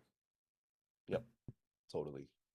Rand says, here's an idea to do a big event from DC Comics and set with Marvel Comics, or what if Superman lands in Marvel, or what if Avengers formed in DC Comics? So I assume you're pitching like ideas for us to discuss like little, as concepts on the show. Yeah. Those like quick one-dones that we do on the channel sometimes. Yeah. James says, I'd have to get a train ticket for New York Comic Con. Do it up, bro. Get your ticket. Make sure you get a ticket to the event. That's a hot item. You got to do that first, yeah. Yeah. Don't come with no ticket, bro. Or is she going on CurbCon instead? You're just going to be hanging out the front. Yeah. Hayden's Hideout. I did a budget shopping challenge on my manga channel. What about doing that with comics? BJ Kicks does that every week, and that's his main show. That's his new comics show. I don't really want to ape that. Plus, like, I don't budget myself. If you watch Pals Pulls, you recognize Sean doesn't have a budget. He has a problem. Yeah, exactly. We don't need Rich Dad Poor Dad financial episode breaking down Sean's finances to help him not have a problem. That's part of the bit. The fun part is Sean has a huge stack. Exactly. Although my stack was 16 this week. I don't have a physical stack. It's a digital stack. And I was like, oh, man. Oh, you rivaled me. I know. It was bad. And it's funny you say that, dude, because this was the week we were saying was like, like on Pal's previews, we said, oh, this week's a little light. I said it was top heavy, and it was heavy. It was top heavy, but like 16 books, that ain't just the top. No. There were some weird ones in there for me, for sure. Yeah. Cosmic November, what's up, dude? Says, I love the deep dives and all of the regular shows. I'm a big movie guy, so I also love the movie reviews. Well, you're going to be getting one of those a little bit later on. We'll probably be done with this show in about an hour, and then we're going to have to transition right into reviewing Superman. So for those of you who've seen it and want to hear our thoughts, or maybe haven't seen it and still want to hear our thoughts, we'll be getting to those to you in a little bit. Sean and budgeting are on par with Superman and Lex rivalry, says C.W. Gordon. Yeah, you got that shit right. James says, I'd be coming from Washington State, so the train ticket would probably be bigger than the bigger purchase for me. Is there a way to even train from Washington State to New York? Sure. I'm sure, yeah. Not easily. This country doesn't give a shit about high-speed rail or strengthening our train systems. Yes. Well, James, the one thing I can say to you is that one of those sells out. And I'm pretty sure you can get a train ticket at any time. But the New York Comic Con ticket, you don't got that, you ain't getting in, partner. And those tickets do fly. Samuel Summers with the $5. What is up, my brother? Thank you so much. Because I can't wait until the Superman movie review. I unfortunately didn't like it and want to know if anyone shared any of my concerns. You know, I won't say what I thought of it, but I've definitely seen, mixed thoughts. Like it's not all universal praise. So I'm sure you will hear some of your thoughts reflected in our review. Yeah, I definitely have a nuanced take on this for sure. So yeah, For sure. Any good comments that I missed before we push things Cosmic forward? November wants a Florida meetup. Yeah, that's it. Honestly, as a Disney adult, you can get me to certain parts of Florida pretty easily. Orlando. You want to do a meetup in Orlando? Tell me the name of the time and place. Yeah, we'll all ride Cosmic Rewind together. Yo, Epcot meetup. Dan Trudeau, am I remembering correctly that Orson Scott Card was the writer for Ultimate Iron Man? Yes, you are. Whoa, really? Yep. It's where he was one of the first guys to get canceled on the internet. He was the first guy I remember getting canceled on the internet, and it bummed me out a lot because I hate what he's guilty of. But yeah. Which it's not like he's homophobic. But I really, really, really liked Ultimate Iron Man. I remember really digging it, so I was upset that that's the way things went. Samuel Summer says we need a ranking of all superhero movies. Howard the Duck, S tier. There's your first tip there. Wow, that's a lot of garbage. That's like Roger Corman's Fantastic Four. That's the Blade trilogy, which I've only seen one of. I would have to do a lot of watching there. I never saw the David Hasselhoff Nick Fury movie. Me neither. Yeah, and that's why I'll unless we get some serious comics books, I don't want to do that because I just don't want to spend that much time That's watching. A lot bullshit. of time, yeah. Yeah. Couple more comments and we'll move things forward. I love reading your guys' thoughts. I'd love to know Bendis' original intention for Ultimate Enemy and turning Reed into the Maker. That's a great question. I'm gonna write that down. That is a tremendous question. Have Victor ask it when he sees Bendis later. I know, right? You have Victor. You gave Victor business cards, right? You just put it in Bendis' pocket while he's there. Like, oops, drop something. Well, I'll say this. Victor's gonna put the good word in. Okay, good. Victor's gonna put the good word in. So, who knows? I just know me and Bendis be best friends. That's all I'm saying. I have always fucking felt that way about me and Bendis. So there you go. There we go. He's just a tremendous guy. I've met him multiple times. I would love to have a long form discussion with him. Sure. And then I wanted to read one more comment from Cheeky Devil. Victor and Gavin are bloody legends. Thanks for an amazing listen. Cheers, mates. Thank you, Cheeky Devil. Appreciate you. And they are great guys. And also great for just being on the show when they clearly have important things to do. Right?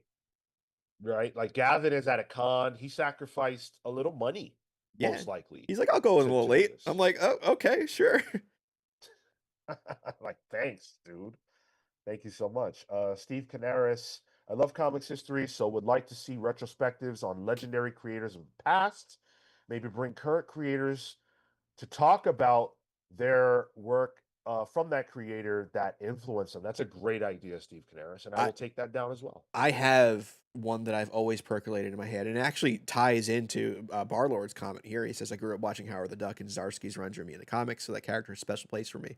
Steve Gerber has a special place for me in terms of the creators who had some real impact in comics that maybe is underrepresented because it was Howard the Duck that he worked on. But people, I think, forget the importance Howard the Duck had at the time it was coming out and how kind of punk rock it was. So I That is something I've always thought about. So hey, if there's interest there, that's just such a niche thing.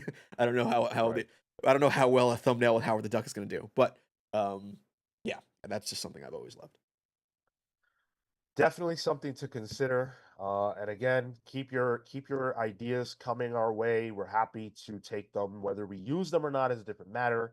But you guys are as a part of this show as we are. So um, if there's something you want that we can provide, we're happy to at least have the conversation. Speaking of conversations, the conversation has largely been about Superman today, and it's not quite over yet because over on patreon.com, we asked you guys to vote for the final 4 books for the Superman Month book club, and y'all have done that. You have done that to the degree where we now know the book that we're going to be reading for the book club this month. So it really wasn't even a competition. It was pretty much a landslide. Superman Birthright is the book that we are going to do for the book club, which will be live on July 29th. That is a Tuesday. Remember, the book club is always the last Tuesday of the month. So we will be live with that, talking Superman Birthright by Mark Waid and Lin Yu. Lin Yu is such a Marvel guy in my head that I'm excited to read this because I've never read this book. And these are 2 creators that I literally love. So I'm super excited. Even though that Superman with the no pupils is kind of scary. Yeah, it is. It is. But I'm very interested. I'm very interested in Mark. I'm very interested in his take on. I want to see what it is about his Superman that makes people so excited for his Superman, I guess. For sure. Yeah. Samuel Summers with another 2 spot. Thank you, dude. What is your personal favorite superhero movie? I'll go. I think Winter Soldier is like if I think of a movie that I can rewatch and be like, man, that's some good shit. It's Captain America: Winter Soldier. But the one that literally is my favorite, it's Batman Forever. Jim Carrey at his peak. Seal's Kiss from a Rose. Nicole Kidman. Come on. Chase Meridian. I've been chasing that Meridian for years now. Those would probably be the 2 that jump out to me the most. All right. Man, I think my answer is The Dark Knight still to this day.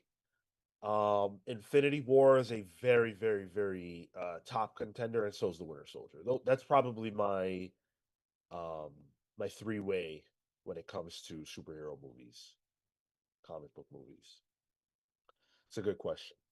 See the discourse on the internet, I guess in the past week, that's like revisionist, like The Dark Knight's not that great.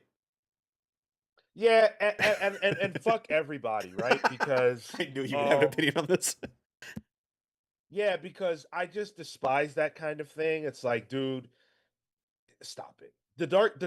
Things that are celebrated to the degree that the Dark Knight is are celebrated for a reason. So you coming through with your hot take about, oh, it's actually not that good. Shut up. Shut up, shut up, shut up. In your opinion, maybe you don't like it, maybe whatever, that's cool. But there's a difference between what is your opinion and what is the generally held consensus, which is as close as we ever get to fact.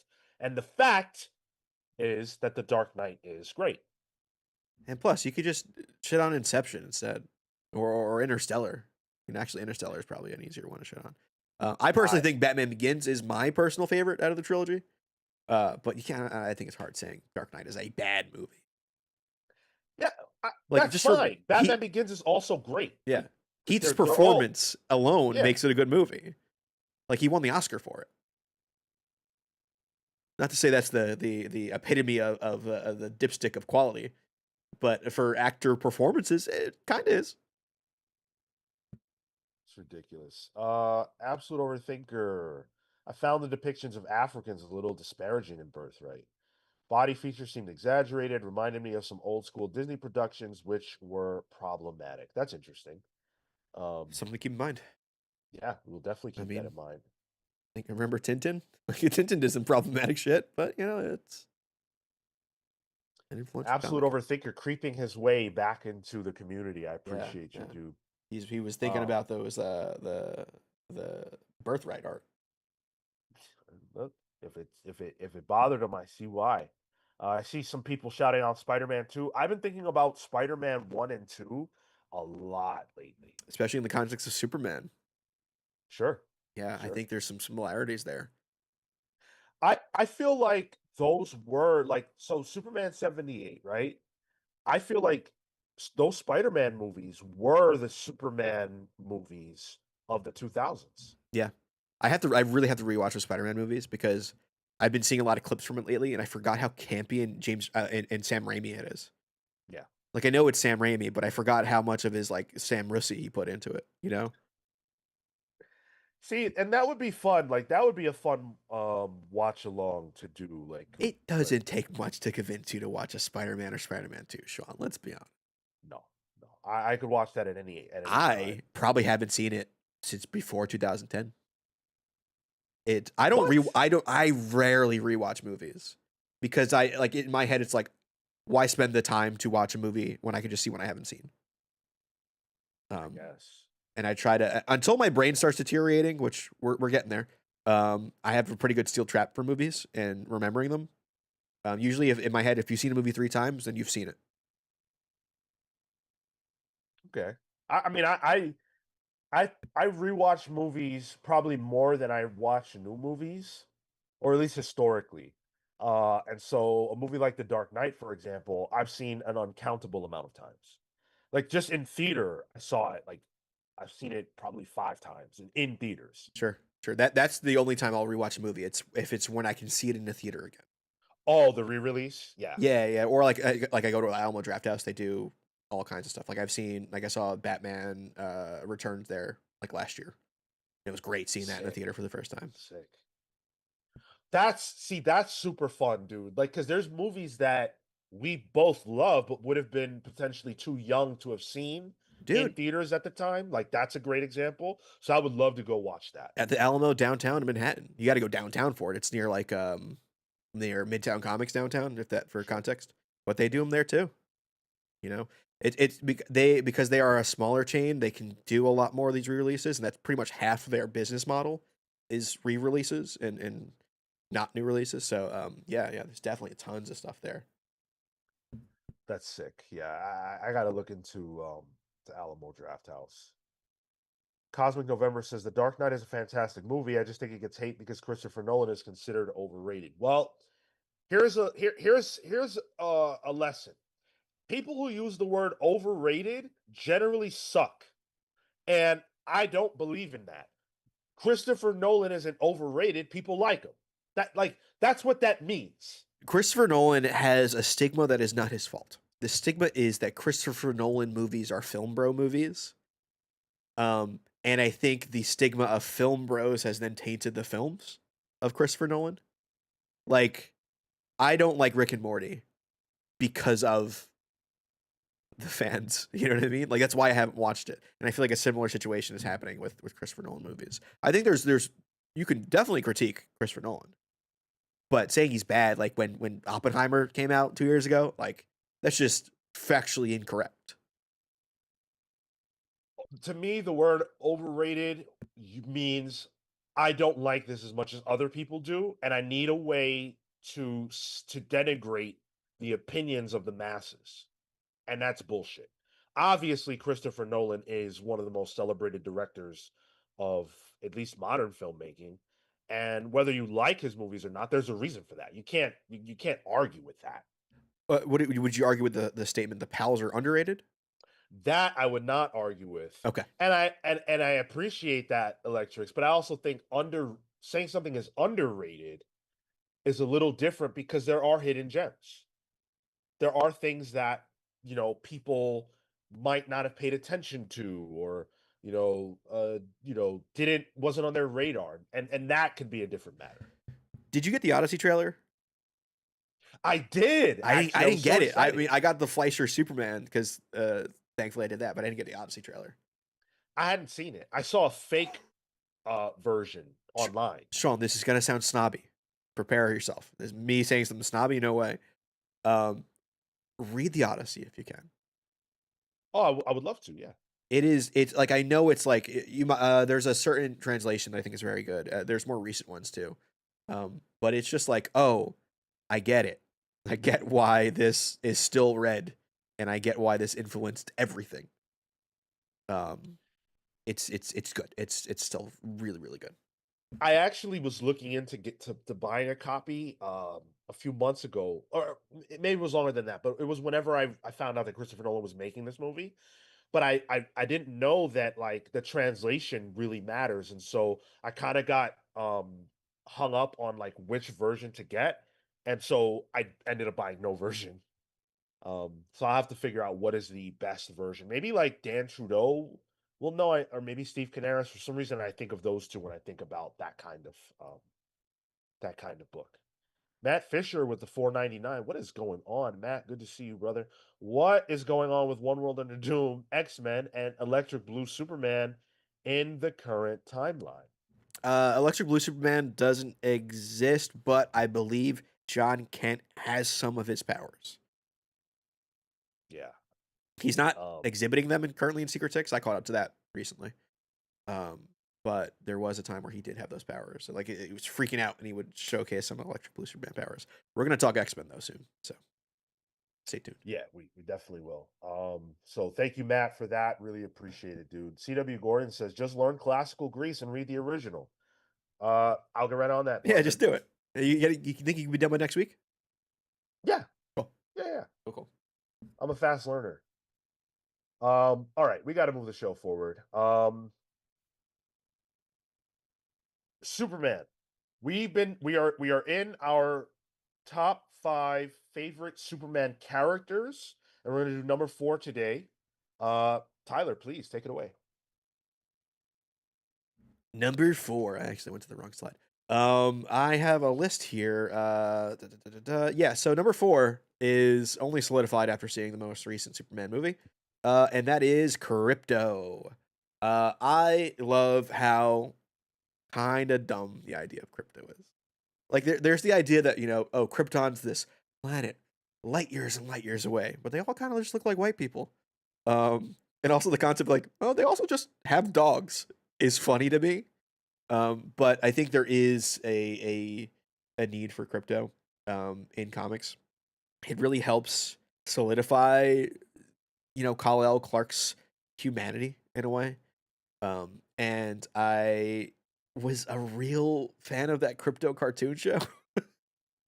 Like, I know we talked about how I didn't really watch a lot of Superman cartoons. But for some reason, the Crypto cartoon clicked with me, which is like the most like PBS Kids animated. It's got like Streaky in it and Ace, the Bat Hound. It's dumb, but I really like that. And I'm just like, I'm a real animal guy. If there's one thing in comics or any kind of media that can really sell me, it's just like having a lovable animal. So that does this for comics, and that's why I like Crypto. No spoilers, but Crypto was awesome in the movie. Crypto was cool. We'll get there. We'll get there.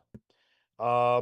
My number 4 is actually going to be the Eradicator. The sunglasses, yeah. And I told you guys last week, my list is based almost as much on aesthetic as it is personality. And Eradicator, to me, has the coolest Superman costume ever. And one of my top 5 favorite costume designs for any character in comics. He looks crazy cool. My only way into the Eradicator was actually the Death of Superman video game. Yep, I was gonna mention that.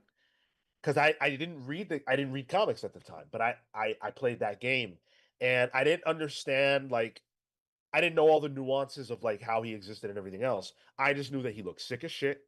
I knew that his powers were cool. He had I think he had the glowy fist, which was awesome. The glasses that Tyler mentioned earlier, he was just badass. So my favorite part of the game is whenever you get to play as Eradicator, and that's it. Like, I just love him from that. But then, a few years ago, he made an appearance. It wasn't in. I don't think it was Josh Williamson's Superman. It was right before that, I believe. Yeah. Yeah, maybe it was PKJ. It might have been PKJ when it was out of Warworld. Yeah, Yeah, but he came through, and I remember I popped so it was. Yeah, hard. we were reviewing at the time. Yeah, Yeah, because I'd never seen him in a comic book before, and it like this is one of my favorite characters that I've never seen in a comic. I'm seeing him for the first time, and it was then that I kind of realized like, oh shit, I don't know anything about this character. And he and Cyborg Superman are the only two characters in comics that I love purely because of how they look. I mean, Catherine was talking about you doing cosplay. What if you pulled off that Eradicator look with those glasses? That would be sick. Yeah, That would be sick. yeah. I just don't have the willpower to like do It's like a lot. people who cosplay, bro, like that's way more effort than I'm willing to put into how I look. I remember I did the one cosplay I did was it was Mr. Knight, Moon Knight. And it was just so hard finding a suit that was pure white. Everything's a little off white. It was the worst. But that's when I first met Declan, so that was cool. Oh, sick. Sick. Yeah, I just can't do the cosplay thing, but hey. Uncanny Suit said, I'm a Superboy fanboy to this day. To this day. Hey, Superboy looked cool as shit. He the classic image of him turned around pointing at his jacket, forget it, bro. Yeah. Honestly, like Death of Superman and then the all the Supermen that replaced him, those guys are rad. Yeah. Like I know storyline wise, it's a mixed bag. But they look cool as shit. Steel? You can't tell me Steel doesn't look cool. Yeah, like what? I was blown away by Steel. I don't know much about the Death of Superman. That's probably going to be a deep dive in the future, maybe if people have interest. But like, because I never read it, I've read up until the point that Superman dies. So I guess I've read the Death of Superman, but that's it. So I've never read those comics with all those other guys, and I've only ever heard bad things, so I didn't go into it. But the older I get, the more I realize that like fuck what other people say. Like I want to make my mind up, and I'm intrigued from a historical standpoint almost more than from a like is this good Sure. standpoint. Yeah. So I gotta read it. I still have a polybagged copy that I have yet to open up. You do? Yeah. Oh, that's so cool. That was from your dad? Yeah. Yeah. I don't but it's and I also have the first trade, like the first printed trade of it. Like I have the Death of Superman, the first volume. I've never opened it because it's like as far as I know, like it was all the same comic. So like it's not like I have the chance of opening something, big. Sure. And they're not worth anything anymore. You can get one probably for less than you pay for a current comic book at this point, Sean. I might have to grab that. Just to have it. Yeah. Sorry. Just to have it. Yeah, yeah. Shazverse with the $10 CAD, so I guess not dollars. Man of Steel 2013 is a psychological. Superman 2025 is a spiritual, yet both showcase Superman at his finest, exploring different facets of the GOAT. Ultimately, both embody hope, just in different tones. You know what, Shazverse? I'm going to say something that is controversial, because what I think you just said is controversial. I agree with you. I love Man of Steel unabashedly. I don't reserve myself from stating that opinion. I don't care or critique people who don't like it. I understand we all have different tastes, and that's cool. But for me, I love Man of Steel, and I never understood why people felt like it was a hopeless film. I don't agree with that. I think it is a hopeful movie. It's just displaying itself in a different way. And it works for me. I don't know. I know it doesn't work for everybody, but it works for me. Bar Lord. I like it as a first contact, very alien story. I think Snyder's worldview is something I disagree with. And it shows in that movie. That's all I'll say about that. Fair enough. Let's see. Catherine said, I'll help you, Sean. I assume with cosplay. No, it's not going to happen. I'll never do it. I would need some major motivation. And I've never gotten it. I've never gotten it. All right. We've got one news item that we're going to dig into today. Fun one. Fun little one. Fun. Yeah.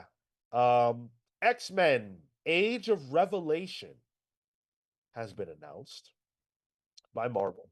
And so what they're going to do is they're going to be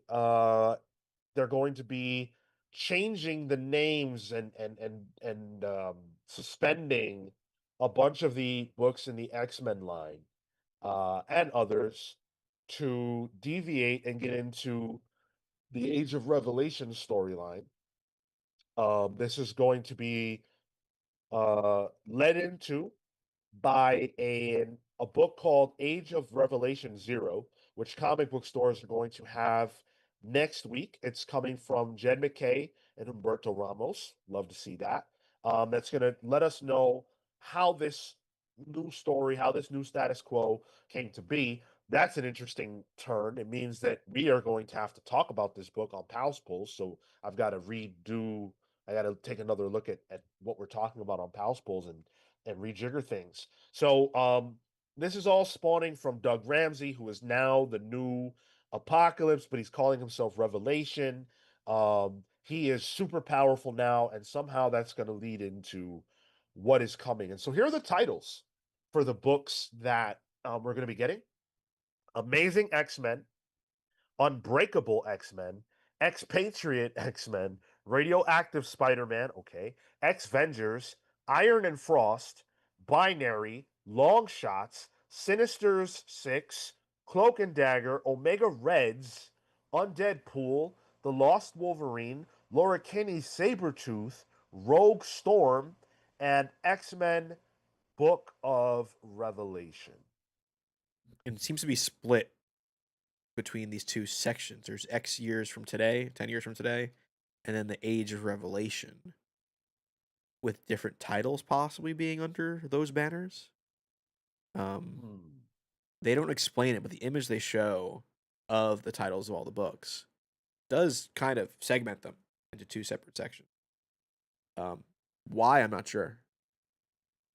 I didn't read it. I didn't read it that way. You could be right, but I didn't read it as a segregation. I read it more like X years from today, the Age of Revelation occurs. I see. Okay. Similar to how Age of Apocalypse is X years from today.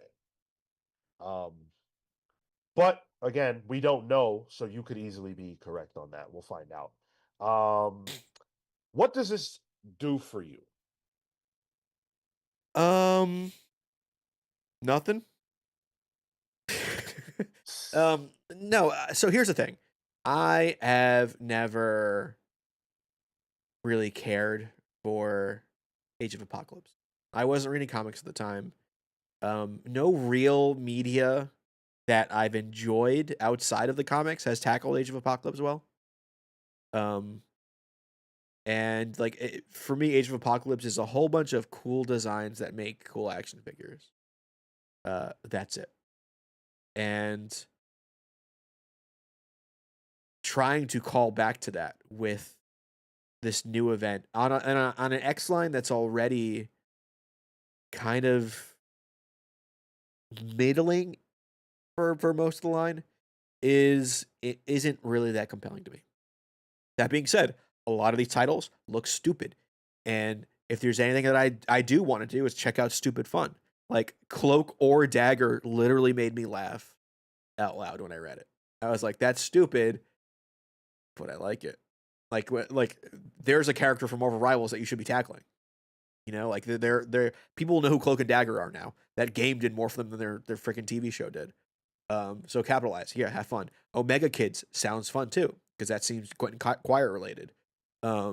Possibly maybe even throwing a Kid Apocalypse in there. Remember him? Yeah. And then Sinister 6. Have we not done that before? It makes sense to do with the Sinister 6 and Sinister. And also, I just want to see Sean review it. What are you gonna do when Kieran Gillen is the writer on that book? Cry. Scream, cry, throw up. Yeah. I don't know. I'm cool with this. I'm not excited, but it's just like, sure, why not? I would prefer that maybe this could lead into like an Age of the X-Men that has direction, and maybe this is the step we need to take to get there for like a brand new day for the X-Men. But yeah, sure, let's just do it. Give me whatever you want. I'll tell you what this does for me. What it does for me is it confirms for me that I made the right decision in dropping all X books. Age of Apocalypse, okay, fine. I think it's played out. Age of Revelation, okay, fine. How about these for some new age of ideas? How about the Age of Coherency for X books? How about the Age of Logic? How about the Age of Good? The Age of Can I read this, please? Yeah. How about the Age of Make Some Fucking Sense? How about the age of it's 2025, stop hearkening back to 30 years ago? Like, we already have that Jeff Loeb of Age of Apocalypse book coming out. I thought that was enough. It's never enough. It's never enough. Why are we stuck in this vortex? Like, I'm cool with like the Rogue Savage Land book, right? That is a nostalgia bait book, okay? But it's not in current continuity. So it doesn't affect anything. The Chris Claremont books that he does, I have no issue with that whatsoever. Why are we hearkening back in mainline to a 30-year-old event when the X line is already not feeling that cohesive? We're going into another event. An event that supplants the entire line. And like so I can assume Iron and Frost, that's Emma Frost, right? And probably Iron Man. If it's going to supplant a book, is it supplanting her out of continuity Emma Frost book? Neither, like, that doesn't make sense. Didn't have a title. Yeah, this is what his book got canceled for. Yeah. And Emma's title is a flashback book. Yeah. So what the fuck? And they're not together anymore. But I guess this is, as it is X years in the future, a potential future, because whenever Marvel tells you the future, they're telling you a potential future. So the idea that these two end up together in the future is the opposite of compelling to me. I couldn't give less of a fuck. And I hardly cared when they were together in current timeline. And Binary, is that Carol? Is she actually having a book now? Is it Miss Marvel? The theory that I have seen, which I think is probably accurate, is that's Kamala. Yeah, that's probably it. Yeah. Do you think she takes the Binary name and that's her new? Yeah. You can't not make Miss Marvel. They're making her bi instead. Woke comes for us all. She exists in a binary, right? Like, she is an Inhuman and a mutant. But then she's also a human. No. She's in a trinary. Forget all that. Okay. Forget all that. Oh, man. I do not, like, someone left us a comment that said, and it's so stupid. Oh, I like this podcast because you guys were one of the only podcasts that doesn't shit on Marvel all the time. I guess I'll have to find something new to watch or something like that. And it's like, first of all, for you to think that I care what you think is insane. Like, I genuinely do not give a flying fuck. We get on here to talk about what we want to talk about, and if it's positive, then great. But this show is not about positivity. The show is about honesty. I'm not going to come on here and tell you that I like this if I don't. And I'm also not going to avoid talking about it because what I have to say is negative. I'm going to tell you the truth. And if that bothers you, listen to another show. There are other shows that don't tell the truth. Big shows that a lot of people listen to, where the hosts do not tell you the truth about what they think. This ain't that show. And there's no agenda. Like, if you watch Palpables this week, Fantastic Four is my pick of the week. That's a Marvel book. Yeah. And we praise Marvel's good books constantly. There was a time where we not shat on, but we were very unhappy with DC Comics. And you know what? I are the Marvel boys. Yeah, but the DC books are good right now. I can't fight that. I can't dispute that. It would be factually wrong for me to say that. There are like, if you check out Pal's previews, like, I do shout out a lot of Marvel books when I can. Because they're smaller books that maybe just won't bring the boys to the yard on a Pal's polls. Like Moon Knight, fantastic book. So, like, there's nuance to the discussion that I don't think we would ever. There's no tribalism in the way we talk about these things. This is not like a AEW versus WWE, one bad, one good situation. Like, no, this is like, we like comics, capital C comics. And we're going to talk about the ones that we like. And when we are upset with a big two company for a direction they're taking, we're gonna be clear about it. And none of it is against the creatives that are on the books. And in fact, I think a lot of the time, I feel for the creatives for having to work within the sandbox they're given at any particular time. But it's also work for hire. Sometimes you just got to put out a book to get money on the table, you know?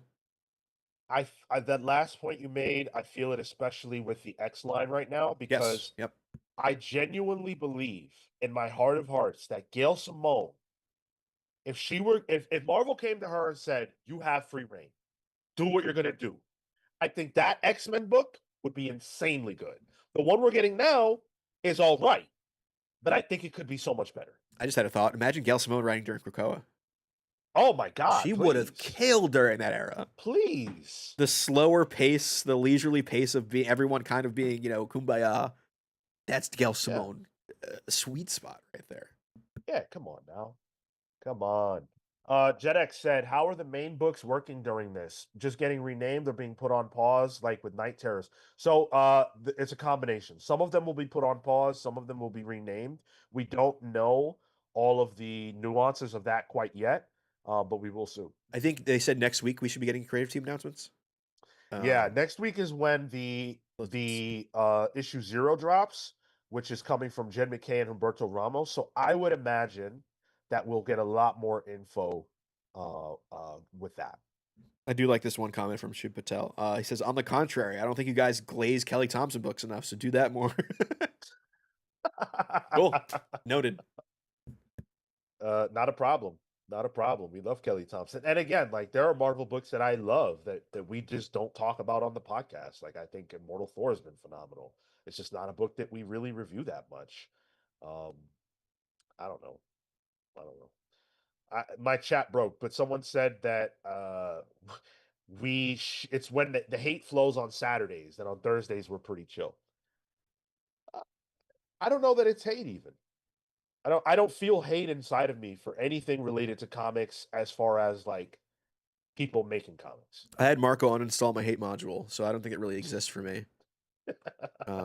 So I think we're safe in that regards. There is my distaste always displays in I'm not mad, I'm disappointed. Yeah. Which for people with daddy issues, I apologize. But otherwise, like that's how I would, because I've read comics enough to know when things were good, when things were bad, and it always a seesaw. It always cycles back around. So being able to critique it and call things out when they do shitty stuff is fine. Yeah, absolutely. Absolute overthinker. I can wholeheartedly agree as a DC fanboy who wishes you guys would drop the Ultimate Universe coverage. Your commitment to go back to it, even though you critique it, shows the balance / honesty. Yeah, and this is a great point from Steve Canaris. This is exactly it. It feels like more like disappointment because you love the characters. Yeah. Exactly. Yeah. Exactly. I wouldn't care. Like, notice I don't have a movie podcast. I don't give a fuck. Like, I like movies, but I go to the movies and I see what I like, and that's it. I go, a handful of times a year, and that's what it is.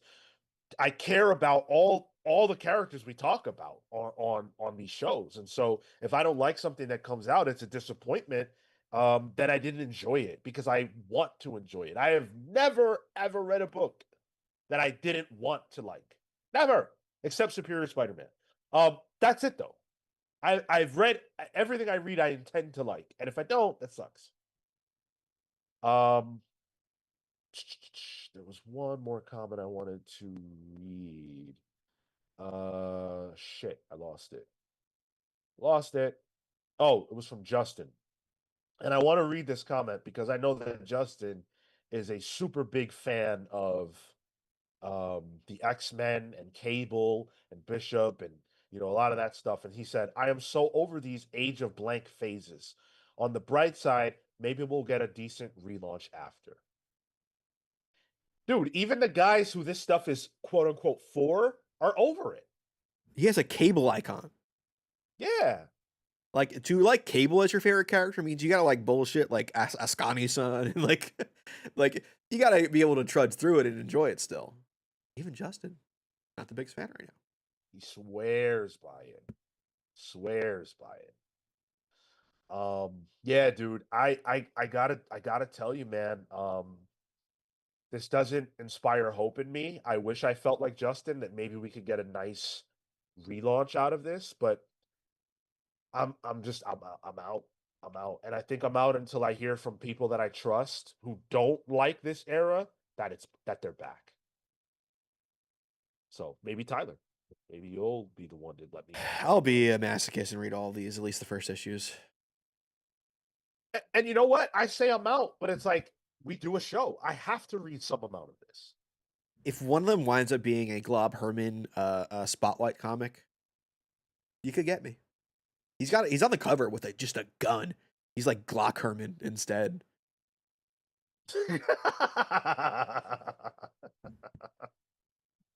I love that. Glock Herman. That's what's up. James said, for me, I like 90s comics, but I don't need them to remake the 90s. If I want that, I've got a stack of 90s comics I can reread. And you could also go to any comic shop and buy them for pennies. You know, you could find them. You want to read that Punisher as an Angel comic? It's there for you. That's a problem in comics, man. It really is. That I think I want to say the big two, but I genuinely think it's more Marvel right now, where it's like we need to appeal to people who were reading comics 30 years ago by putting out comics today that remind them of that. But it's like, bro, we already have that. It's nostalgia bait. That's all it is. Yeah. It's we don't need it. Like I don't know. I don't know. You guys know how I feel about it. It's just weird. Justin said if they put actual Cable in an Age of story, I might be more interested in them. Yeah, because it's like I don't even know how to follow that shit, to be honest with you. The Age of Apocalypse and all that, like I don't even understand it. Funnily enough, we're missing the one guy who might know, and that's Marco, because he read that like Onslaught era shit. You know, he might have some inkling of this. The furthest my knowledge goes is the phalanx stuff. Yeah. With like Generation X and all that, which is one of my favorites. Cole said, "Did the pal see that Daniel Warren Johnson was announced for the Absolute No, Batman I didn't. annual?" What? No, I didn't. Hold up. What? Breaking news. Yo, can we get where I gotta find that because I don't know anything about that. Wow, that's crazy. DWJ Let's on see, Absolute Batman. I need a link. 4 hours ago on Bleeding Cool. Okay. Okay. Wow. DC plans 100th anniversary in 2025, loses rights to Batman and Yo, what is happening today? Wait, what happened? Holy shit, that sounds like a main topic for next week. DC plans 100th anniversary in 2035, loses rights to Batman and Superman. We did a main topic about the fact that they would be losing the rights in 2035, but it looks like they're planning something surrounding that. I'm not going to go into that any further because I need to learn about that on my own and see if it's worth us having a larger conversation about next week. But that is crazy. Yeah, that might but just be that might just be a headline at this point, but that could be big. Wow. Okay, so Daniel Warren Johnson doing the Absolute annual. That's crazy. Is he drawing it only or is he writing it? Well, he did do a variant a couple issues back that I have up on the screen now. And his Absolute Batman is beefy. Hell yeah. He is a chunky boy. I do hope Scott's still writing it. Like, as much as I like Daniel Warren Johnson's writing, I would like Scott to kind of keep a singular vision there, or maybe a co-writing situation. But I like Scott did this with Gabriel Walta, right? With was issue 4 or 5? Yeah. And yeah. And then the was it Javier Rodriguez, Mr. Freeze? Was it? Yeah. I think it was. I'm cool. That has been explicitly stated as one of the things that Absolute Batman will be doing. It's going to be giving Dragotta time off and having guest artists do specific stories. And if there's an artist that would fit in with an alternate universe take on Batman, like Absolute Batman, it's Daniel Warren Johnson. Sure. Because his art is maybe a little too different for a mainline Batman book. I would disagree with that, but I think some people would agree with that. So yeah, this is exciting for me. I think he's perfect for this. Yeah. 100% perfect. I agree with you that I would love for Scott to still write it. I don't know where Daniel Warren Johnson is on the idea of drawing someone else's words anymore, because I don't think he's done that in years now. But I would love to see that duo for sure. Absolute Overthinker says, I'm still fairly new to comics. Why do annuals exist? I find it annoying to randomly have a one shot in an ongoing series, and I don't understand the utility. Good. So, Absolute Overthinker, as someone who is not new to comics, I don't know either. I believe it's a publishing thing.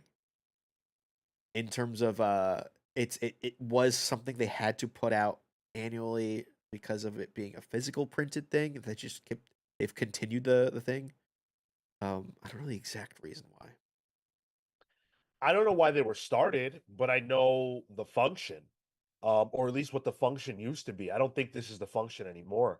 The function of an annual used to be as a way to kind of like, I don't know if sum up the year prior is the right phrase, but it's definitely always in my mind been like, hey, here's an opportunity for the regular creative team to do one more issue of the book where they can kind of resolve things that have been unresolved, tee up the next year of storytelling, things like that has always been what I saw annuals as.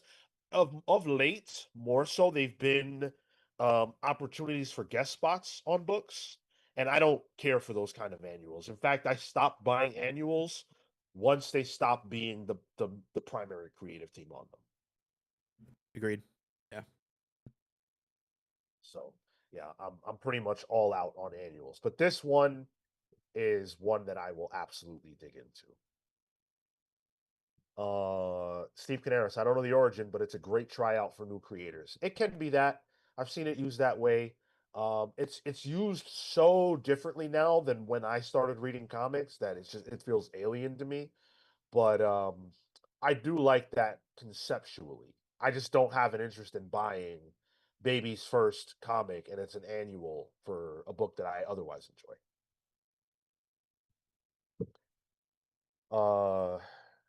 Rand says it's a publishing thing all the way back in the 60s into the 70s to get the story done, like the big movie out TV show. Not sure I fully grasp what you're saying there, Rand, but Like some of the TV shows would end with like a TV movie to tie up loose oh, ends. sure. Yeah, it's like Sure. a big Okay. event issue that's supersized. Yeah. And again, that is what I have largely known variants to be. So that makes sense. All right. We've got go ahead, Tyler. Which one it looks like we missed one super chat here from Shazverse for Canada $5 Oh, here. I'm sorry. The Death and Return of Superman omnibus is spectacular epic. Would love to see your take on it someday. It's still my favorite omnibus reading experience. I think it is only a matter of time before we tackle the death of Superman. I don't know if we would tackle both the Death and Return. Maybe that's two separate things. But yeah, I could see that happening down the line. Dude, I already kind of talked myself into doing the Death and Return of Superman as a deep dive. So it's very likely that that I at least will have to read all of that in order to have that conversation. So I think you're gonna get your wish down the road, my friend. Sorry we missed that. Steve says, sounds like a deep dive. History of annuals. What the fuck do they do? It sounds like the big two also would benefit from those deep dives. Yeah, you're right. Izzy's issues joining us, dude. You missed everything. We're about to wrap. He's getting ready for the Superman movie review that is coming soon. Yes, we are going to be reviewing the Superman movie shortly after we wrap here. Bathroom break for us away. Yeah. But so let me shout out the rest of our lovely Palsverse members because you guys absolutely deserve it. Steve, Swarm Canaris, Panda v Panda, Ted Wong, Blur, Jekyll, Jose, Scripture, the Wardens of the Word, Amin, the Almighty, Perez, Houston, the Century Kid Murphy, Pete, Living Lightning, Electrics, Lucas, Heatwave Hallner, Young, Dende, Faye Fighter, DeWoody, Shalom, Paladin, Warburg, Emily, the Mighty, McManus, Cosmic, November, MD Johnny, Garrett, who's returning to the Palsverse. Thank you, Garrett, for rejoining us. And receiving their origin today is Chris the Cure Coleman. Thank you so much, Chris, for joining us. Here you are. Be the change you want to see in the world. A saying awfully spoken, rarely, increasingly so, it would appear, put into practice. The world seems overrun with those who think only of themselves. People willing to plunge the planet into darkness if it means attaining their desires. In the face of astounding levels of apathy and seeming disdain for fellow man, the idea that one person can make a difference seems unrealistic. Chris Coleman thinks differently. Chris lived his life by one simple axiom: the cure for the ills of the world is love. Compassion should flow like the ocean, boundless, deep, and indiscriminate. These kinds of lessons are the ones his parents felt were most important to impart on Chris. They believe that there is no responsibility greater than raising a human being, and that raising a good one could literally change the world. And why not? We believe in the individual power to cause harm, but the opposite also holds true. To that end, Chris worked as a nurse in a cancer hospital. He dedicated his life to helping people. And while many of the people he encountered were in their last days, his goal was to ease their burden and be a light in their darkness. He was happy to do it, but a secret part of him felt powerless. He wanted to do more for them. Chris entered the room of Constance, his current favorite patient. She was in her early 60s, and while still spry of mind and tongue, her body was succumbing to illness. Hey, Constance, I hope you're ready for your big day today. We're going skydiving. Just like he stopped himself short. She didn't look good. Clearly her health was waning, and it scared him to lose her. He made connections with these people, and that could be heartbreaking when he lost them. Losing Constance was something that Chris felt he couldn't endure. This was a woman who had impacted his life deeply over the last year, and he didn't know how to handle losing her. Hey, Chris, sorry, I'm not feeling up to skydiving today. Maybe tomorrow we can get out in the sky and see the world from a different standpoint. Wouldn't that be lovely? Don't stress yourself, Constance. I know you're feeling badly right now. Just take it easy, all right?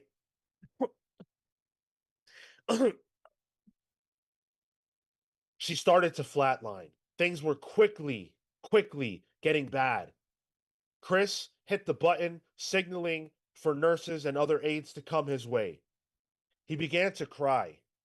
Tears streamed down his face as he thought about losing yet another of his patients. Why couldn't he do more? Why didn't he have the power to help the people who needed it?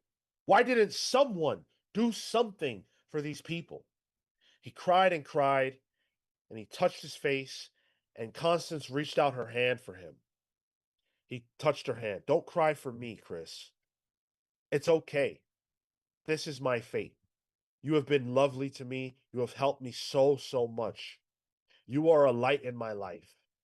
Thank you for being that. Tears flowed like the ocean from Chris's eyes, but Constance smiled.